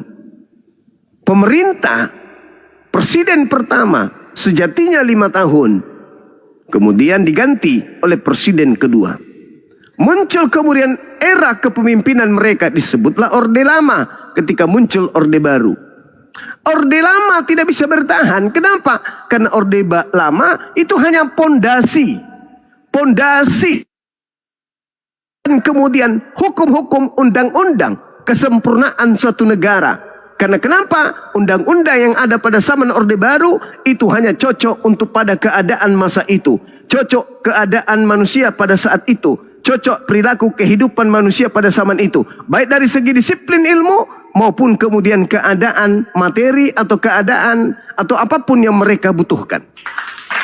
Setelahnya muncul Orde Baru. Orde Lama ditinggalkan. Apakah kemudian Orde Lama ini tidak bermanfaat untuk Orde Baru? Bermanfaat. Kenapa? Karena Orde Baru adalah kesempurnaan daripada Orde Lama. Nah, setelahnya kemudian datang lagi reformasi. Reformasi boleh membahas Orde Baru, boleh membahas Orde Lama. Tetapi reformasi semakin kemudian disempurnakan pola hidup berbangsa, semakin disempurnakan kemudian pola hidup bernegara. Apapun yang menjadi unsur dari teori praktik kehidupan bernegara itu diatur secara sempurna di dalam reformasi. Itulah gambaran Tuhan ketika mengutus Nabi. Pada zaman Adam tidak mungkin ada perintah wajib sholat 5 waktu. Pada zaman Nabi Abraham tidak mungkin ada kewajiban perintah untuk berhaji di Mekah. Begitu juga pada zaman Nabi Musa. Makanya Yesus sendiri mengatakan, masih banyak hal yang ingin aku ajarkan kepadamu, tapi kamu belum sanggup untuk menanggungnya. Akan tetapi ketika ia datang, yaitu roh kebenaran, dialah yang akan memimpin kamu ke dalam seluruh kebenaran yang berkaitan dengan keadilan, penginsapan dunia akan dosa, dan juga keadilan. Maka ketika datang Nabi Muhammad, ajaran ini sudah sempurna, maka ajaran ini tak ada lagi nabi setelahnya, tak ada lagi kitab suci setelahnya, tak ada lagi pewahyuan setelahnya, maka ini mutlak menjadi warisan sampai hari kiamat yang harus terjaga. Maka Allah memberikan legalitas itu. Allah memberikan legalitas itu. Makanya Al-Quran itu isinya setinggi apapun pengetahuan manusia tidak akan pernah bisa meninggalkan Al-Quran. Dalam arti kata, tidak akan pernah membuat Al-Quran itu terkalahkan. Tidak akan mampu kemudian secanggih apapun zaman menjadikan Al-Quran ketinggalan hanyut. ditinggalkan oleh kecanggihan modernnya kemudian kehidupan manusia. Tak akan pernah. Secanggih apapun kehidupan manusia, sehebat apapun penemuan manusia, tentu Al-Quran tidak akan bisa tertinggal. Itulah bukti bahwa Al-Quran ini adalah wahyu, perkataan dari Sang Yang Maha Mengetahui. Kenapa? Karena apapun yang ditemukan oleh manusia, Al-Quran sudah menguraikan jauh lebih dulu. 1400 tahun silam bagaimana mungkin bisa terjaga dan tidak terbawa, tertinggal, hanyut oleh zaman yang serba canggih, serba modern. Contoh, ketika dalam kitab Ayub dikatakan langit bertiang, bergoyang-goyanglah tiang-tiang langit. Nah sekarang di zaman modern ini ada nggak tiang langit? Bisa nggak dibuktikan? Tak ada. Al-Quran mengatakan langit ditinggikan tanpa tiang. 1400 tahun silam yang lalu. Apakah Nabi Muhammad tidak takut? 1000 tahun setelahnya ternyata ditemukan tiang langit. Kenapa dia mengatakan 1400 tahun silam langit ditinggikan dengan kokoh tanpa tiang? Sampai hari ini tidak ada yang pernah menemukan tiang langit. Bahkan Nabi Muhammad menceritakan bagaimana embrio, bagaimana kemudian api di dasar laut, bagaimana kemudian laut, ada 2 laut yang tidak bersatu, kemudian banyak hal-hal yang diceritakan Al-Quran baru ditemukan hari ini. Artinya semakin penemu-penemu para ilmuwan menemukan satu disiplin ilmu, begitu dia temukan, balik ke Al-Quran, ternyata 1400 tahun sudah ditemukan lebih dulu. Contoh, tentang sidik jari yang baru-baru ini ditemukan kemudian. Begitu dilihat dalam Al-Quran, ternyata 1400 tahun Nabi Muhammad sudah menjelaskan hal tersebut. Embrio, janin di dalam rahim, nanti ditemukan alat komputer USG. Baru bisa diketahui bahwa embrio sifatnya seperti apa di dalam kandungan. 1400 tahun silam Nabi Muhammad sudah menjelaskan dalam Al-Quranul Karim. Nah itulah kemudian bukti bahwa Al-Quran ini memang diperuntukkan untuk seluruh umat manusia sampai hari kiamat. Dan setinggi apapun pencapaian manusia, tidak akan pernah bisa meninggalkan Al-Quranul Karim sebagai pedoman di dalam mengkaji keilmuan. Demikian. Mohon maaf kalau saya semakin kritis ya Bang. Silakan.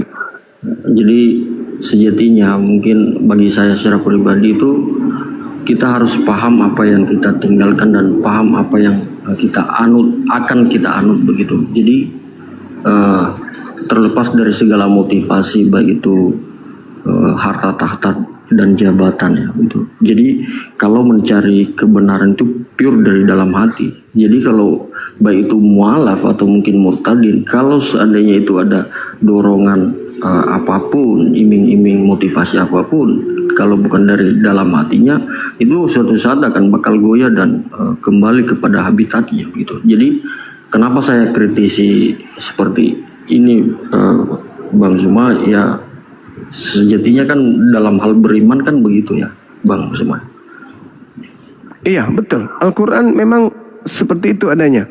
Al-Quran itu hanya sampai pada orang-orang yang menggunakan akal sehat. Tadi Bang Zuma berkata terkait dengan Injil dan Zabur bahkan Taurat. Lalu Bang Zuma, ketika Bang Zuma berkata tadi itu sudah disembunyikan kitab-kitab tersebut, lalu kenapa dalam Al-Quran bisa disebutkan terkait nama-nama nabi di luar daripada atau masuk di dalam keturunan Bani Israel itu? Informasinya dari mana? Kalau memang Injil, Taurat, dan Zabur itu sudah disembunyikan, lalu kenapa Al-Quran memuat nama-nama nabi itu yang dari Bani Israel gitu, Bani Israel, dan informasinya dari mana? Itu Bang. Iya. Jadi Al-Quranul Karim diceritakan dalam surah An-Nahl ayat 125. Mudah-mudahan saya tidak keliru. surah dikatakan di dalam Al-Quran bahwa Nabi Muhammad menerima Al-Quranul Karim itu dari pemberitaan Roh Kudus. Qul nazzalahu ruhul kudus min rabbika bil haqq. Katakanlah bahwa engkau menerima Al-Quran dari Roh Kudus, utusan Tuhanmu yang benar. Itu jelas tuh. Jadi Nabi Muhammad SAW menerima Al-Quran dari Allah dengan kebenaran melalui Roh Kudus. Al-Quran surah An-Nahl ayat 102. Itu Al-Quran katakan, Qul nazzalahu ruhul kudus min rabbika bil haqq. Katakanlah wahai Nabi Muhammad, Roh Kudus menurunkan Al-Quran dari Tuhanmu dengan hak. Jadi Nabi Muhammad tidak tahu siapa itu Nabi Adam. Nabi Muhammad tidak tahu siapa itu Nabi Ibrahim, Ismail, Isa, Yakub. Beliau nggak tahu. Apa yang diucapkan, apa yang datang, itu yang diucapkan. Apa yang diperintahkan, itu yang diucapkan. Nabi Muhammad tidak kemudian mengatakan sesuatu dari dirinya sendiri. Makanya dikatakan dalam Al-Quran surah An-Najm, madalla sahibukum wa ma gawa. Kawanmu Nabi Muhammad tidaklah sesat dan tidak keliru. Wa ma yantiqu anil hawa. Dan tidak pula apa yang diucapkan yaitu Al-Quran dan penjelasannya berdasarkan dengan hawa nafsunya. In huwa illa wahyu yuha. Al-Quran tidak lain adalah wahyu yang disampaikan kepadanya Allamahu syadidul quwa, yang diajarkan kepadanya oleh Roh Kudus yang sangat kuat. Jadi Nabi Muhammad tidak mengarang. Terkait dengan nama-nama yang disebutkan itu adalah pengajaran Tuhan melalui Roh Kudus kepada dirinya. Dan Yesus juga mengatakan itu, bahwa Roh Kudus akan datang dan tidak akan berkata-kata dari dirinya sendiri, melainkan apa yang diperintahkan, itulah yang disampaikan. Yohanes 16 nomor 7 sampai nomor 15. Nah, ketika kemudian Nabi Muhammad datang padanya wahyu, ya, apa yang didengar, apa yang diwahyukan itu yang disampaikan. Qul nazzalahu ruhul kudus min rabbika bil haqq. Bahwa Nabi Muhammad telah datang kepadanya Roh Kudus untuk menurunkan Al-Quran dari Tuhan dengan hak, untuk meneguhkan hati orang-orang yang telah beriman dan menjadi petunjuk serta kabar gembira bagi orang-orang muhsin yang berserah diri kepada Allah. Jadi jelas sekali Nabi Muhammad tidak mengarang. Adapun pengetahuannya tentang nabi-nabi, nama-nama mereka, itu Nabi Muhammad tidak pernah pelajari. Itu datang kepada dirinya dari Roh Kudus. Biarkan waktu, detik, menit, jam, hari, minggu, bulan, tahun, abad yang membuktikan kebenaran daripada ucapannya. Dan alhamdulillah, apa yang diucapkan oleh Nabi Muhammad itu semuanya benar adanya.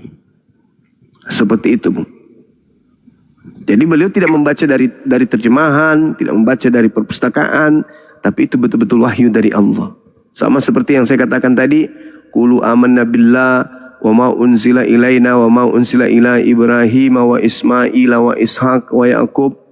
Itu artinya Nabi Muhammad tidak pernah kemudian mempelajari sesuatu selain setelah datang kepadanya Al-Quran. Wa ma utiya Musa wa Isa wa ma utiya nabiyyuna min rabbihim. Katakanlah, wahai orang-orang beriman, kami beriman kepada Allah, pada apa yang diturunkan kepada Nabi Musa, Nabi Ibrahim, Nabi Ismail, Ishak, Yakub dan keturunannya, dan juga kepada Nabi Musa dan Isa. Nabi Muhammad menyebut itu semua. Padahal Nabi Muhammad tidak pernah membaca kitab sebelum Al-Quran. Artinya bahwa yang datang kepadanya itu adalah murni wahyu dari Sang Pencipta langit dan bumi melalui Roh Kudus. Silakan. Terima kasih penjelasannya Bang Imam.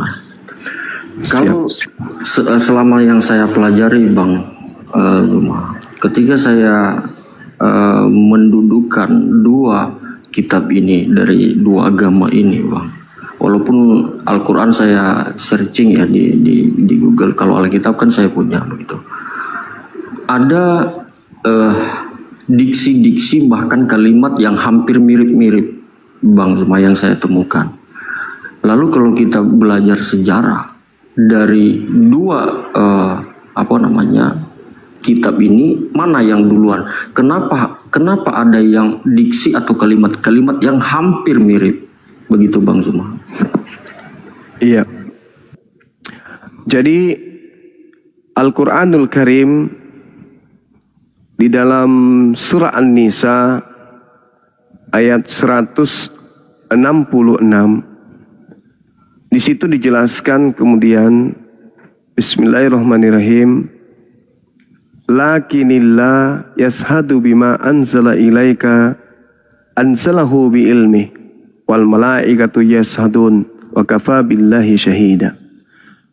Allah bersaksi atas Al-Quran yang telah diturunkannya kepadamu Nabi Muhammad. Allah menurunkannya dengan ilmunya. Demikian pula para malaikat pun bersaksi. Cukuplah Allah menjadi saksi, kata Quran. Ini kata Quran.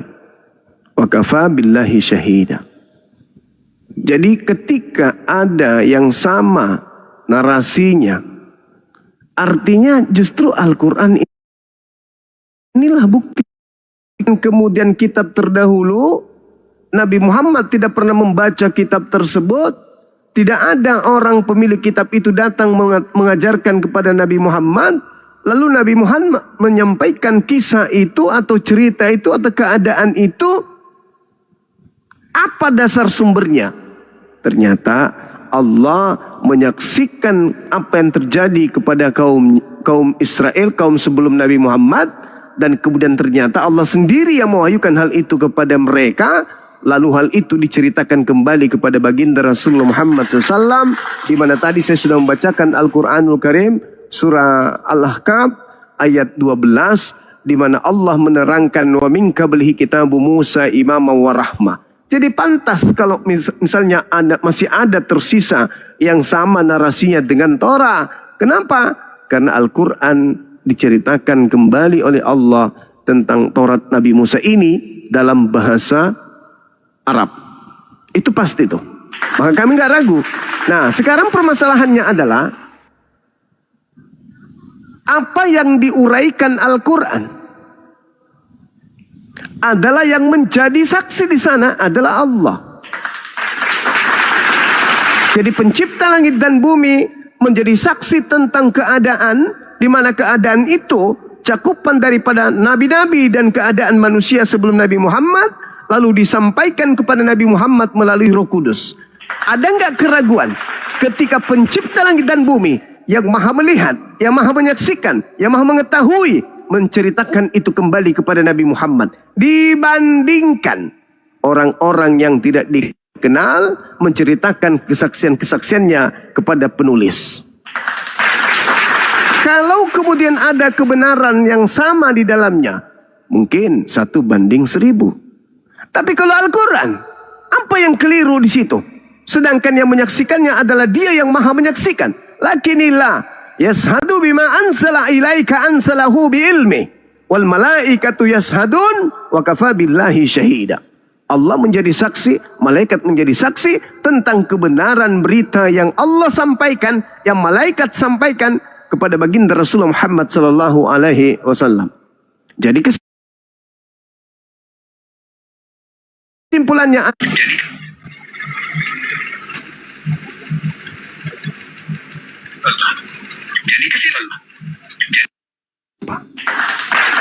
contoh misalnya di dalam Yohanes 24 nomor 25, di mana pengarang buku Yohanes menerima kemudian kesaksian-kesaksian dari orang-orang untuk dia kumpulkan cerita itu. Pertanyaannya, siapa saksi tersebut? Tidak ketahuan sampai hari ini. Banyak orang melihat Yesus terangkat ke langit, lalu duduk, terlihat langit terbelah, lalu dia duduk di sebelah kanan Elohim. Siapa orang-orang ini? Tak ada yang tahu.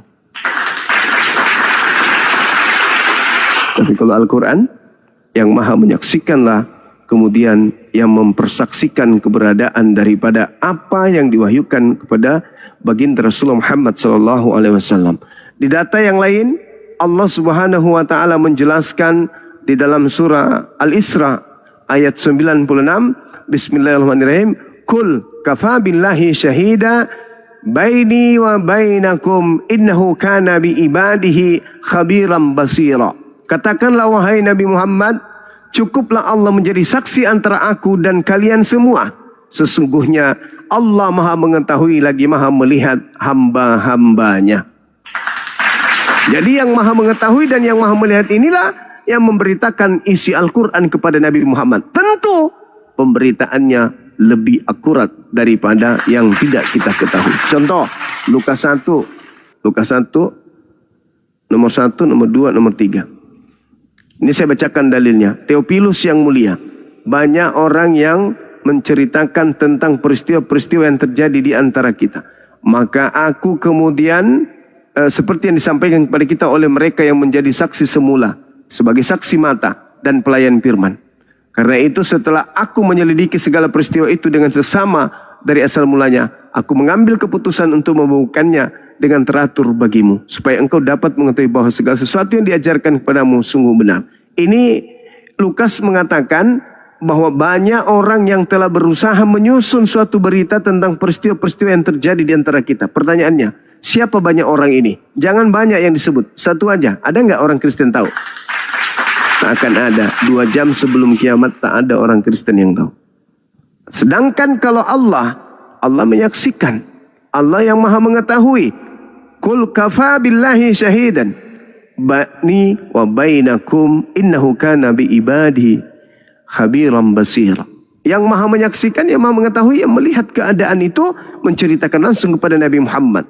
Sedangkan yang menceritakan kepada Lukas, yang menceritakan kepada Yohanes, kita tidak tahu itu siapa.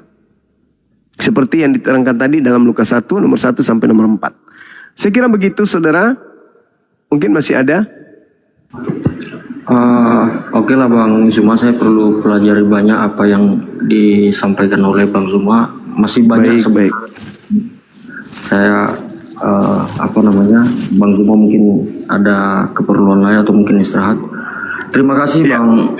Sama-sama, saudara. Sama-sama. Zuma. Tetap jaga kesehatan Bang Zuma. Salam damai. Siap, terima kasih. Izin Salam turun ya. damai sejahtera. Iya bang. Sehat selalu dan semoga Pencipta langit dan bumi memberikan kelapangan waktu untuk saudara agar bisa banyak belajar lagi tentang Islam. Silakan. Baik, terima kasih Bang Zuma dan semuanya. Makasih bang.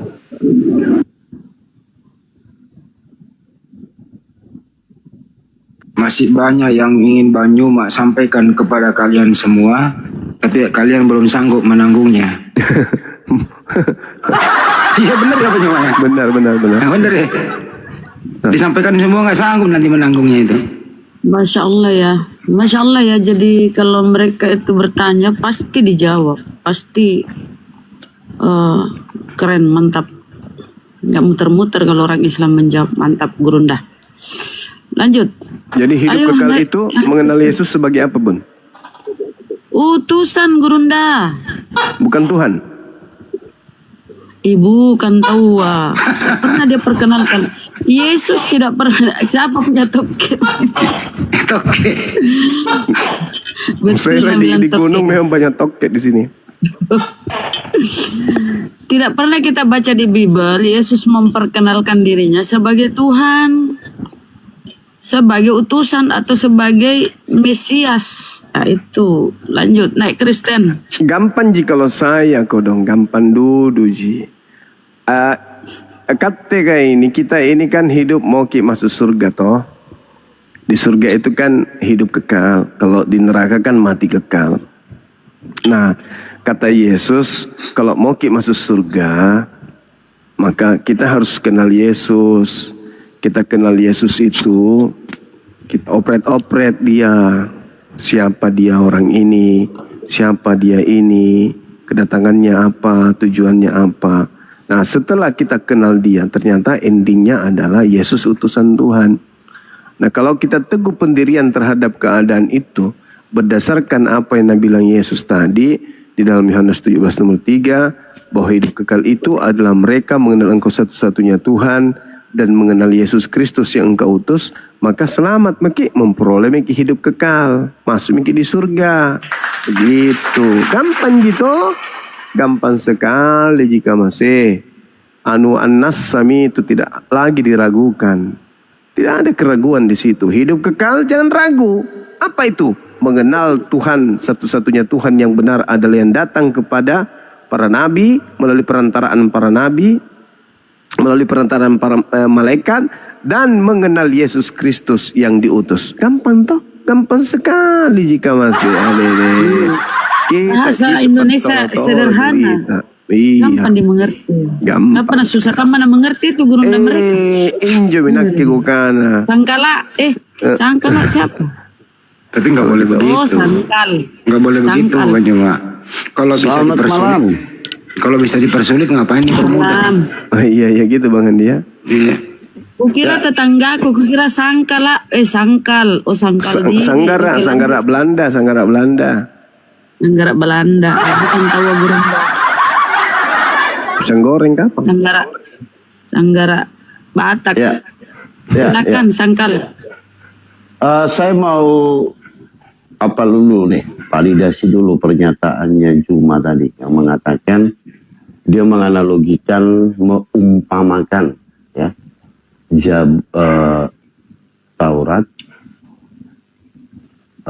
terus Zabur, Injil seakan-akan ibarat Orde Lama dan Orde Baru.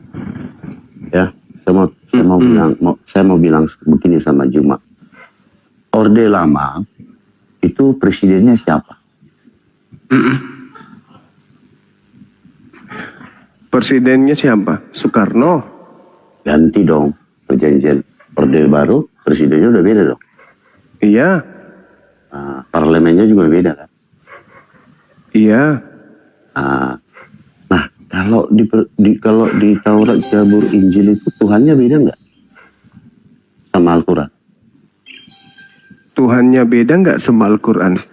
Kalau dari segi Al-Quran berbicara mengenai Torah, Zabur dan Injil Tuhannya sama.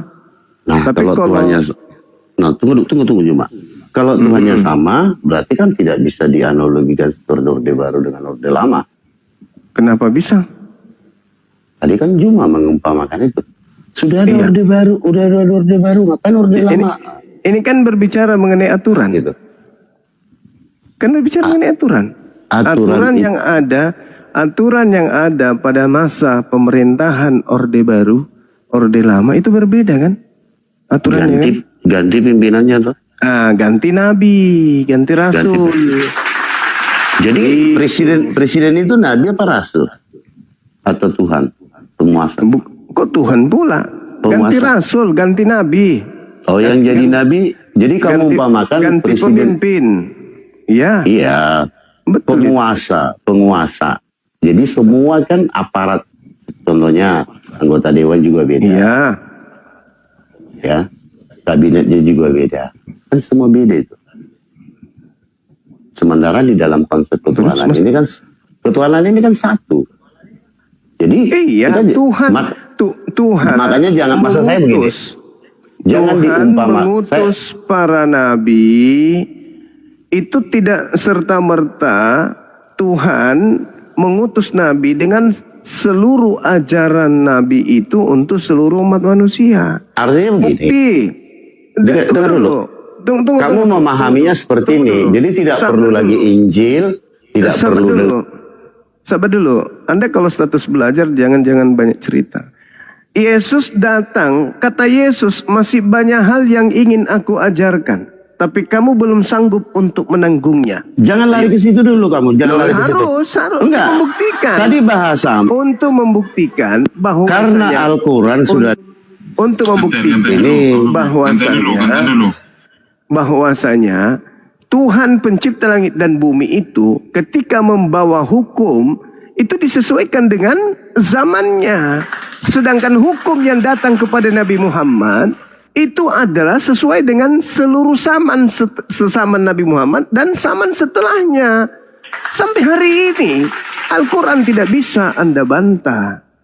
Sedangkan apa yang datang kepada Yesus Anda tinggalkan. Juma, jangan panik dulu Juma. Kamu jangan panik dulu. Jangan panik dulu. Bukan. Tadi bahasamu begini loh, Juma, yang saya rekam ya. Ini sudah zamannya Orde Baru. Orde Lama tidak berlaku. Artinya Injil, Taurat, dan Zabur tidak perlu berlaku lagi karena ada Al-Quran. Begitu ya? Karena ada Al-Quran. Begitu ya? Kan kira-kira begitu nih. Sekarang sederhana saja, nggak usah ke situ. Loh, sekarang tadi kan begini. saya mau mengkritis. Tunggu dulu. Saya mau kritis pernyataanmu. Saya punya penjelasan. Saya punya hak untuk membantah kritikanmu itu, bodoh. Kamu jangan gila di sini. Apakah hukum Torah masih berlaku menurut Paulus zaman ini? Tidak. Cengkil juga mata kau nanti. Terlalu banyak kali air liur lo. Sedangkan lu sendiri tidak lagi menggunakan ajaran Yesus. Kenapa kamu nggak menggunakan ajaran Yesus? Kenapa kau nggak pakai cungkil mata? Itu ajaran Yesus. Kenapa nggak pakai ajaran Yesus potong tangan? Banyak kali cerita kau. Harusnya kau berterima kasih. Saya sudah menjelaskan mewakili imanmu. Di mana Paulus mengatakan Torah sudah tidak lagi berlaku sampai sekarang. Torah itu adalah sampah tinja, kata Paulus. Sekarang yang berlaku apa? Ajaran kasih, katanya. Udah dijelaskan pun, harusnya kau berterima kasih. Al-Quran itu datang. Saya menjawab sesuai dengan pertanyaan. Yang ditanya adalah Al-Quran. Itu.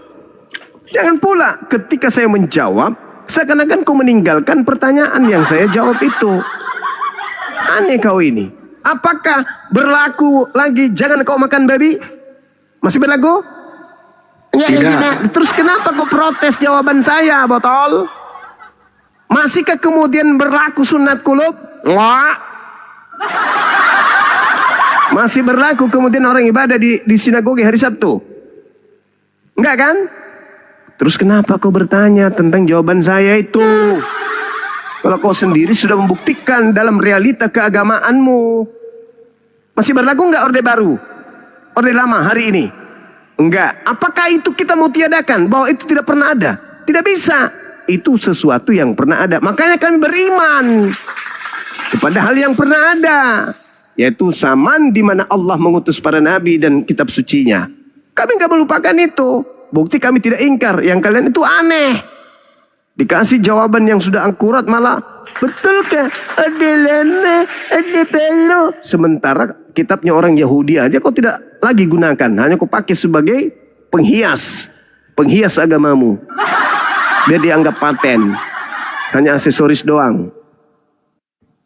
Tolong kalau Anda itu ingin berdiskusi dengan saya, jangan ngeyel. Apalagi kalau status cuma bertanya. Nabi kau aja nggak sunat, tahu kau? Itu kalau Bang Suma, Nabi kau tak saya sunat. Kristen. Terus apa? Terus kalau tidak bersunat, kenapa rupanya? Kenapa rupanya? Kau cedera? Hah? Cedera kau? Kalau Nabi kau nggak bersunat? Aneh. Harusnya saya balik samamu, Tuhanmu aja bersunat. Masa kau tidak bersunat? Aneh kau kan? Nabiku tidak bersunat katamu, kami bersunat. Apa yang dicederai di sana? Enggak ada. Yang cedera itu adalah Tuhanmu bersunat, kau tidak bersunat. Itu yang rusak. Orang kalau dilahirkan hanya untuk menghina ya begini, menghujat. Padahal harusnya kan saudara itu naik bertanya, jangan emosi bang. Benarkah Nabi Muhammad bersunat? Kita akan jawab. Tadi ada 1 jam kurang lebih saya menjawab pertanyaan. Ya kan? Karena yang bertanya ini orang waras, saya jawab dengan baik. Yang orang gila kebencian aja. Begitu Nabi Muhammad aja yang bersunat. Emang kenapa? Kalau tidak bersunat kenapa rupanya? Apa yang dilanggar? Kalau beliau tidak bersunat? Ada. Yang melanggar itu kamu. Tuhanmu bersunat, kamu tidak bersunat. Padahal kata dalilmu, barang siapa yang Yesus Kristus ada di dalam dirinya, maka dia wajib hidup sebagaimana Yesus hidup. Yesus hidup dengan sunat, kamu tidak sunat. Kenapa? Bang Raja Bintang, makasih Raja Bintang. Ya, sahabat-sahabat, rekan-rekan semua yang mendukung kegiatan kita malam ini, terima kasih. Barakallah, sehat selalu, panjang umur. Ayo saudara, kalau masih ada yang mau disehatkan, itu Eno gurun dari Sampinta. Tomalas atau ye. Nggak mau, Bang Juma nggak mau sama saya. Tomalas. Aku udah ngantuk sekali, udah jam 2 aku. Bukan ndak mau, tapi kita itu kan di sini edukasi. Iya, gitu. aku juga nggak pernah menghujatkan Bang Juma. Pelan aja. Iya, saya tahu. Saya ngerti apa. Nah, hidup kekal itu menurut Yesus dapat surga itu apa, Bang? Ayo lanjut. Jangan bicara tentang mila Ibrahim aja. Udah. Ini Bang, jalan lurus mila Ibrahim kan, udah di apa sama. Kenapa hanya diikutin tentang sunat, tapi nggak diikutin bagaimana Tuhan di sini meminta kepada Ibrahim untuk menyembeli anaknya, tapi diganti domba. Itu juga mila kan? Dia mempersembahkan domba di situ. Iya, betul. Kenapa nggak diikutin yang itunya? Hanya satu sih, tapi mengabaikan yang lain. Loh, kami kan umat Islam kan mengikuti itu malah. Kami umat Islam setiap tahun mengikuti ajaran Abraham, Ibrahim. Apa itu? Mempersembahkan kurban. Apa kurbannya? Hewan. Kurban kan bukan dimakan, dibakar utuh Bang. Dibakar sampai kering kan itu. Itu syariat kan? Kan iya, tapi dibakar kan? Yang intinya adalah korban. Apa yang datang kepada Nabi Abraham, kurban. Apa yang datang kepada Nabi Muhammad, kurban. Apapun, jadi kehendak Tuhan. Kurban. Kehendak Tuhan. Mengorbankan sesuatu yang sempurna, nggak berdosa, bercacat celah kan. Iya, yang pasti bukan manusia kan jadi korban. Binatang Ya, kan. kalau yang berkenan di hadapan Tuhan adalah dirinya sendiri yang mempersiapkan dirinya sendiri. Buset dah. Nah, ini yang saya tidak suka. Karena Anda selalu mengarang sesuatu seakan-akan di sini gereja. Kalau di gereja boleh Anda berbicara seperti itu, boleh. Boleh kalau di gereja. Di sini nggak boleh karena di sini tempatnya orang berakal. Orang yang sangat benci kepada kebodohan itu di Kumal ini. Kelahiran seorang perawan kan kehendak siapa? Tuhan kan? Atau kehendaknya siapa Bang? Jelas. Iya kan? Nah, terus apa masalahnya? Coba Anda tunjukkan kepada saya dalil Tuhan meminta menebus dosa dengan darah manusia itu di mana dalilnya? Dalilnya kita lihat, bukan wahyu kan kadang tidak disampaikan dengan terang. Berarti Anda ini apa? Anda mau ngapain? Ini Anda anggap gereja masalahnya. Anda itu Tapi bukan kita melihat penghujat. bagaimana dari Tapi Anda menganggap ini gereja. Purbakala kan seperti itu, Kain dan Habel. Coba Anda tunjukkan dalilnya. Tuhan menginginkan manusia mempersembahkan kurban berupa manusia atau berupa Tuhan. Itu dalilnya di kepada mana? Abraham kan, Tuhan meminta untuk menyembeli anaknya. Nah, setelah kemudian dia meminta itu untuk nebus dosa atau untuk diuji? Ini terus persembahan yang diminta itu untuk apa? Yang itu untuk ujian atau untuk menebus dosa? Itu cuma ujian ya Bang? Ujian. Kejadian 22 nomor 1 Al-Quran surah As-Saffat. Itu hanya ujian. Nah, setelah Abraham ini diuji, lolos nggak Abraham? Abraham, iya dia hampir menyembeli. Lolos dia, kan? lolos. Iya. Bukan hampir lagi. Dia menyembeli anaknya. Dia menyembeli anaknya. Intinya di situ. Dia menyembeli anaknya. Dan ternyata setelah dia menyembeli, yang tersembeli adalah hewan. Diganti oleh Tuhan. Tapi Abraham sudah ikhlas. Anaknya disembeli. Aku ikhlas. Berarti Abraham lolos ujian. Nah, Tuhan menggantikan kemudian dengan binatang. Iya, tapi itu Abraham. Tapi kenapa kemudian ketika di Kristen Tuhan minta binatang, kenapa kalian kasih manusia? Nah, iya apa? Kayak gini kan, wahyu Tuhan kepada Abraham kan bukan berarti selesai di situ. Ada Coba sesuatu hal yang lebih besar. Coba Pak. saudara tunjukkan Gimana sih kepada akal kita, logika kita yang sekecil kepala ini untuk menyelami samudra yang ya begitu makanya luas jangan tentang Tuhan. kan? makanya Itu jangan benar. ngarang bebas. Cukup yang tertulis aja. Jangan Anda karang-karang. Sekarang tolong tunjukkan yang tertulis. Tuhan menginginkan persembahan manusia itu di mana? Itu kan kehendak Tuhan, Pak. Nah inilah yang sekarang yang selalu saya minta Anda turun. Karena Anda itu hanya pintar menipu. Di mana kehendak Tuhannya agar manusia mempersembahkan manusia? Itu kan yang saya sudah bilang di apa tadi kepada Abraham tadi kan. Ya Itu bukan Allah. bukan sekedar Anda permintaan turun Tuhan. Itu wahyu sebelum hal saya yang lebih udahin besar. matanya. Anda turun. Mampus. Di sini bukan gereja, aku bilang. Ini bukan gereja. Bukan. Dan di sini bukan apologet kacangan. Yang Anda segampang-gampangnya Anda ngomong, itu kan kehendak nenekmu kiper. Saya ini siang malam makan Bible, asal kau tahu. Yang kau ngajarin di sini, habiskan air liurmu dengan kebohongan itu jangan. Jangan. Kenapa? Semakin kau banyak ngomong tanpa dalil, kau mempermalukan saudara-saudara Kristenku yang lain. Paham? Jangan. Orang Kristen itu masuk di Komal ini ingin menyaksikan mana nih orang Kristen kita yang mewakili kita yang pintar. Kau naik di sini tanpa dalil, kau ngarang cerita, ku tampar juga mulut kau pakai sendal jepit yang ada teh ayam di platnya. Seenak kali kau bicara agama. Orang berbicara agama, orang bicara politik aja tanpa dasar undang-undang itu nggak boleh. Apalagi berbicara agama tanpa dalil itu apa namanya? Bikin malu aja kau. Kita ditonton orang Malaysia, ditonton orang Thailand, ditonton orang Vietnam. Semua di luar negeri nonton kita. Begini rupanya orang Indonesia berdebat agama. Boleh rupanya berpendapat tanpa dalil. Nah kali kau ngomong, kau fitnah lagi Tuhan. Tuhan mengatakan, kau bilang Tuhan minta persembahan dosa ditebus dengan darah manusia. Matamu suwe. Udah nggak ada dalil pula kau ngotot lagi. Lain kali jangan naik. Jangan hanya modal nafsu, jago cerita, pacarita, tukang gosip.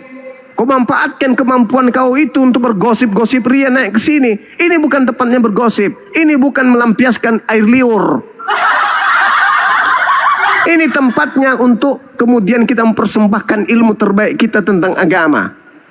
Ini agama, ini keyakinan. Salah kita memberikan argumentasi, keliru kita, itu bisa kita diserang. Sedangkan kita menyampaikan kebenaran aja berdasar dalil, kita masih dihujat, masih digosipin siang malam 24 jam. Ada juga pasukan-pasukan panitia surga yang kerjanya cuman memantau, ingin melihat perkataan kita yang keliru, habis itu di framing 1 bulan, 1 tahun namanya. Kau naik ke sini bicara seenak perut. Kita harus menyelami. Tak ada kemampuan kita untuk menyelami kemauan Tuhan. Terus kau kenapa ngarang bebas tanpa dalil, kucelok? Kau seakan-akan lebih Tuhan daripada Tuhan. Kau lebih tahu daripada Tuhan. Enak kali kau ngomong.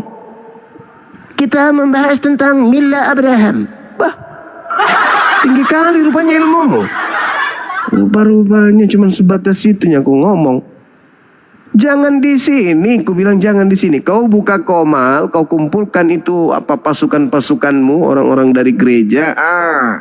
Seperti siapa itu yang pendeta itu yang masih muda itu yang sembarang dia ngomong. Siapa namanya? Pendeta siapa? Yang pernah saya berdiskusi dia minta dalil, aku minta dalil Alfa dan Omega, akulah awal dan akhir itu. Siapa namanya? Sampai lupa saya, Pak. Ada yang Menyebut huruf R. Bukan. Aku kan minta tolong tunjukkan kepada saya dalilnya di mana kitab saudara mengatakan akulah awal, akulah akhir. Ternyata saya minta original teksnya. Dia tunjukkan terjemahannya saja. Begitu saya tunjukkan original teksnya, ternyata di situ Alfa dan Omega bukan awal dan akhir. Ada itu yang masih muda, yang kemudian ya sok pintar, sok intelek kalau dia ngomong, tapi membantah dalil Bible sendiri. Bukan Devi, bukan. Dua kata Yosef. nama dia. Dede Gerunda, Dede. Bukan, Dede itu yang bukan. Yang kerja di pasta gigi kan, bukan. Itu mah pendeta gigi itu bukan. Ada lagi.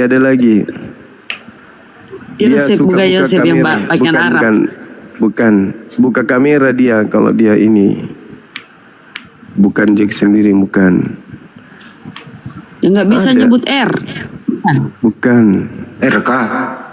Bukan. Ada siapa namanya itu pendeta itu ya? Yalah.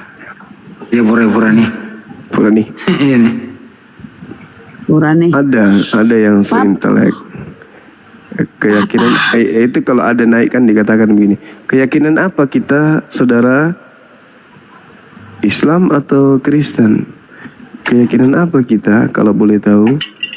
Assalamualaikum warahmatullahi wabarakatuh. Oh, Viro Gerunda, Viro ya. Kayaknya sih ya. Viro, sering open camp, muda pasti. Ini ngarang aja sembarangan aja ngomong. Sudah gitu so intelektual. Alamak. Gak pernah belajar Bible. So paten ngomong. Silakan Papa, apa yang disampaikan? Assalamualaikum warahmatullahi wabarakatuh. Assalamualaikum warahmatullahi Waalaikumsalam warahmatullahi wabarakatuh. Masalah. Ya, ini saya mau minta pendapat dengan Bang Zuma ini Pak. Masalah Bible itu kan sama orang-orang apa ya, pendebat Islam juga kan sering bilang Alkitab kan Bang.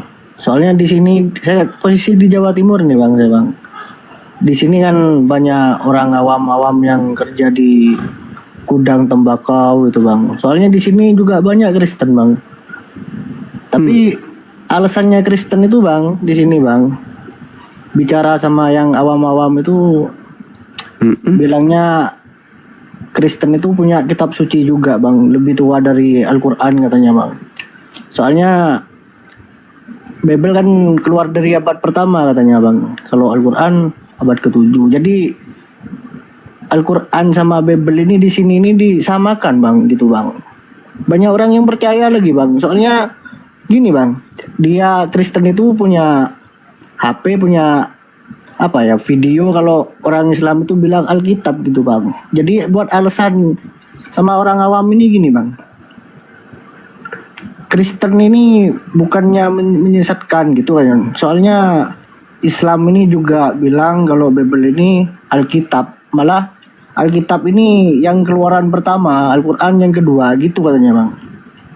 Di sini banyak Bang yang bilang gitu Bang, Kristen itu Bang. Memanfaatkan umat Islam ini bilang Alkitab dijadikan andalan Bang di sini Bang gitu Bang. Jadi orang yang awam itu Bang percaya Bang kalau Bible itu Alkitab Bang gitu Bang. Kalau kamu percaya? Ya enggak Pak, kalau saya enggak percaya kan. Soalnya banyak orang awam juga di sini kadang buka scroll juga megang HP kan enggak tahu Bible Bang soalnya Bang. Di sini Bang banyak yang enggak tahu Bible itu Bang. Kasih tahu aja begini, Gimana Pak? jawab, kasih tahu teman-temannya, jawab aja mereka, bagaimana mungkin kami percaya dengan apa yang kau sampaikan? Yang kau tawarkan Tuhanmu mati terkutuk pula. Gitu aja Bang kalau ada misionaris. Lanjut Gerunda. Waduh, sudah diturunkan saudara-saudara. Tambah Kristen. Makanya saya tidak mau menyebut kitab mereka itu dengan sebutan Alkitab. Dan mudah-mudahan itu selama-lamanya aku nggak menyebutnya. Iya. Iya, apa bisa diskusi ini tambah ini? Coba tambah selamat. Ya, selamat siang. Selamat pagi, selamat pagi. Selamat pagi. Sudah pagi. Pagi. Ya, tambah silakan. Tumben naik kau. Biasanya cuma modal tipping menghujat di bawah. Ayo tambah. Oh, Pak Tambak, selamat subuh, pagi. Itu belum bicara. Tambah ini. Berhala cuma. Cuma pansos Tambak. Cuman jadi berhala kan. Minta naik di multi barusan.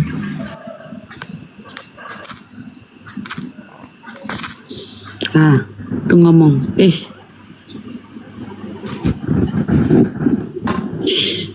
Astagfirullahaladzim.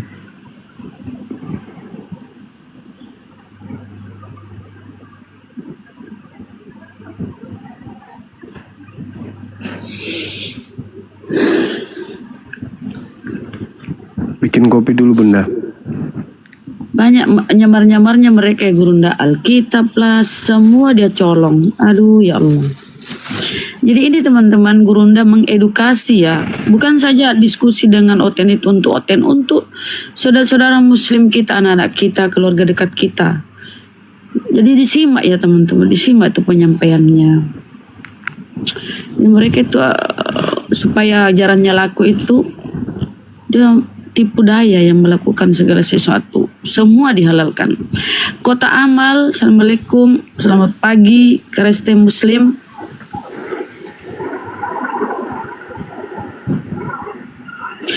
Kristen Muslim Kota Amal, kayaknya kepencet ini Ustaz.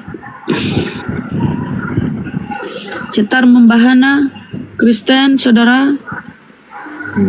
Islam saya, Bu. Apa yang disampaikan Bang? Ada yang mau disampaikan ini tetangga saya. Jangan diturunin lah. Aduh, Biarin dulu lah. kejam kali moderator. Siapa tahu bagi-bagi warisan moderator. Host itu yang kasih turun. Host. MMCI itu nanti rencana di bulan suci Ramadan itu akan kami makmurkan Masjid Nur Maulidah, ya, kantor pusat Apologet Islam Indonesia. Sekali lagi ya, untuk nanti memasuki bulan suci Ramadan, Masjid Nur Maulidah, kantor pusat API, disponsori atau diprakarsai oleh Makassar Mualaf Center Indonesia, akan sholat dan buka bersama, kemudian sholat maghrib, isya sampai tarawih bersama. Insya Allah para rekan-rekan kita di sana, mualaf kita nanti di Makassar akan stay di Bolangi. Kira-kira begitu ya Banyuwa ya. Jadi kita makmurkan kembali, kita upayakan nanti buka bersama di sana. Insya Allah. Iya betul Bang Andi, Insya Allah, amin. Jadi teman-teman yang ingin ikut berpartisipasi untuk menyajikan menu buka puasa, silakan bisa ke MMCI, rekening MMCI. Ya, nomornya itu nomor rekening Makassar Mualaf Center Indonesia, nomornya 401 3000 atau 3000 17173. Saya ulang ya, 401 3000 17173. Bank Tabungan Negara BTN atas nama Makassar Mualaf Center Indonesia. Ditunggu sodokannya supaya kita bisa aktifkan kembali. Di sana nanti ada buka bersama sambil tarawih bersama. Kira-kira begitu teman-teman. Bunda Rama nanti menjadi bendahara pusat di sana. Jadi Bunda Rama nanti itu stay 1 bulan penuh di Bolangi ya Bunda ya. Insya Allah. Ini tugas loh ini Bunda. Insya Allah Bang. Ini saya sudah salin di bawah ya. Tolong di screenshot saudara-saudaraku ya. Biar kita meramaikan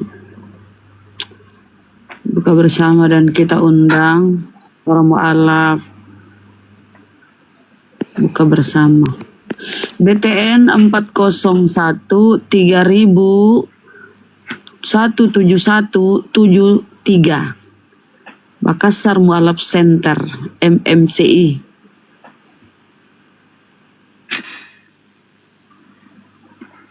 Bukti transfernya bisa dikirim ke Bunda Rama atau ke saya teman-teman.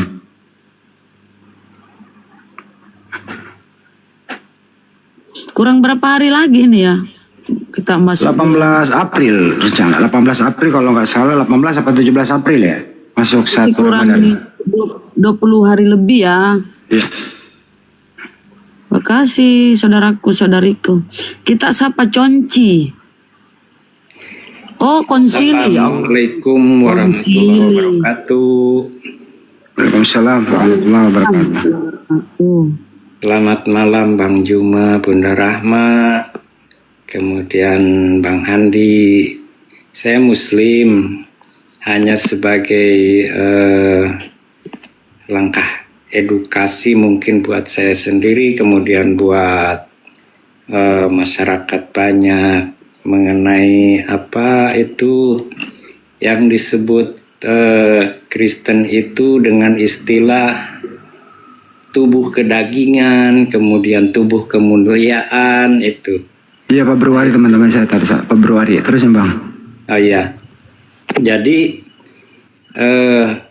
apa pengertian daripada yang Kristen sampaikan dengan tubuh kemuliaan, terus tubuh kedagingan, dan banyak lagi itu kalimat-kalimat yang istilahnya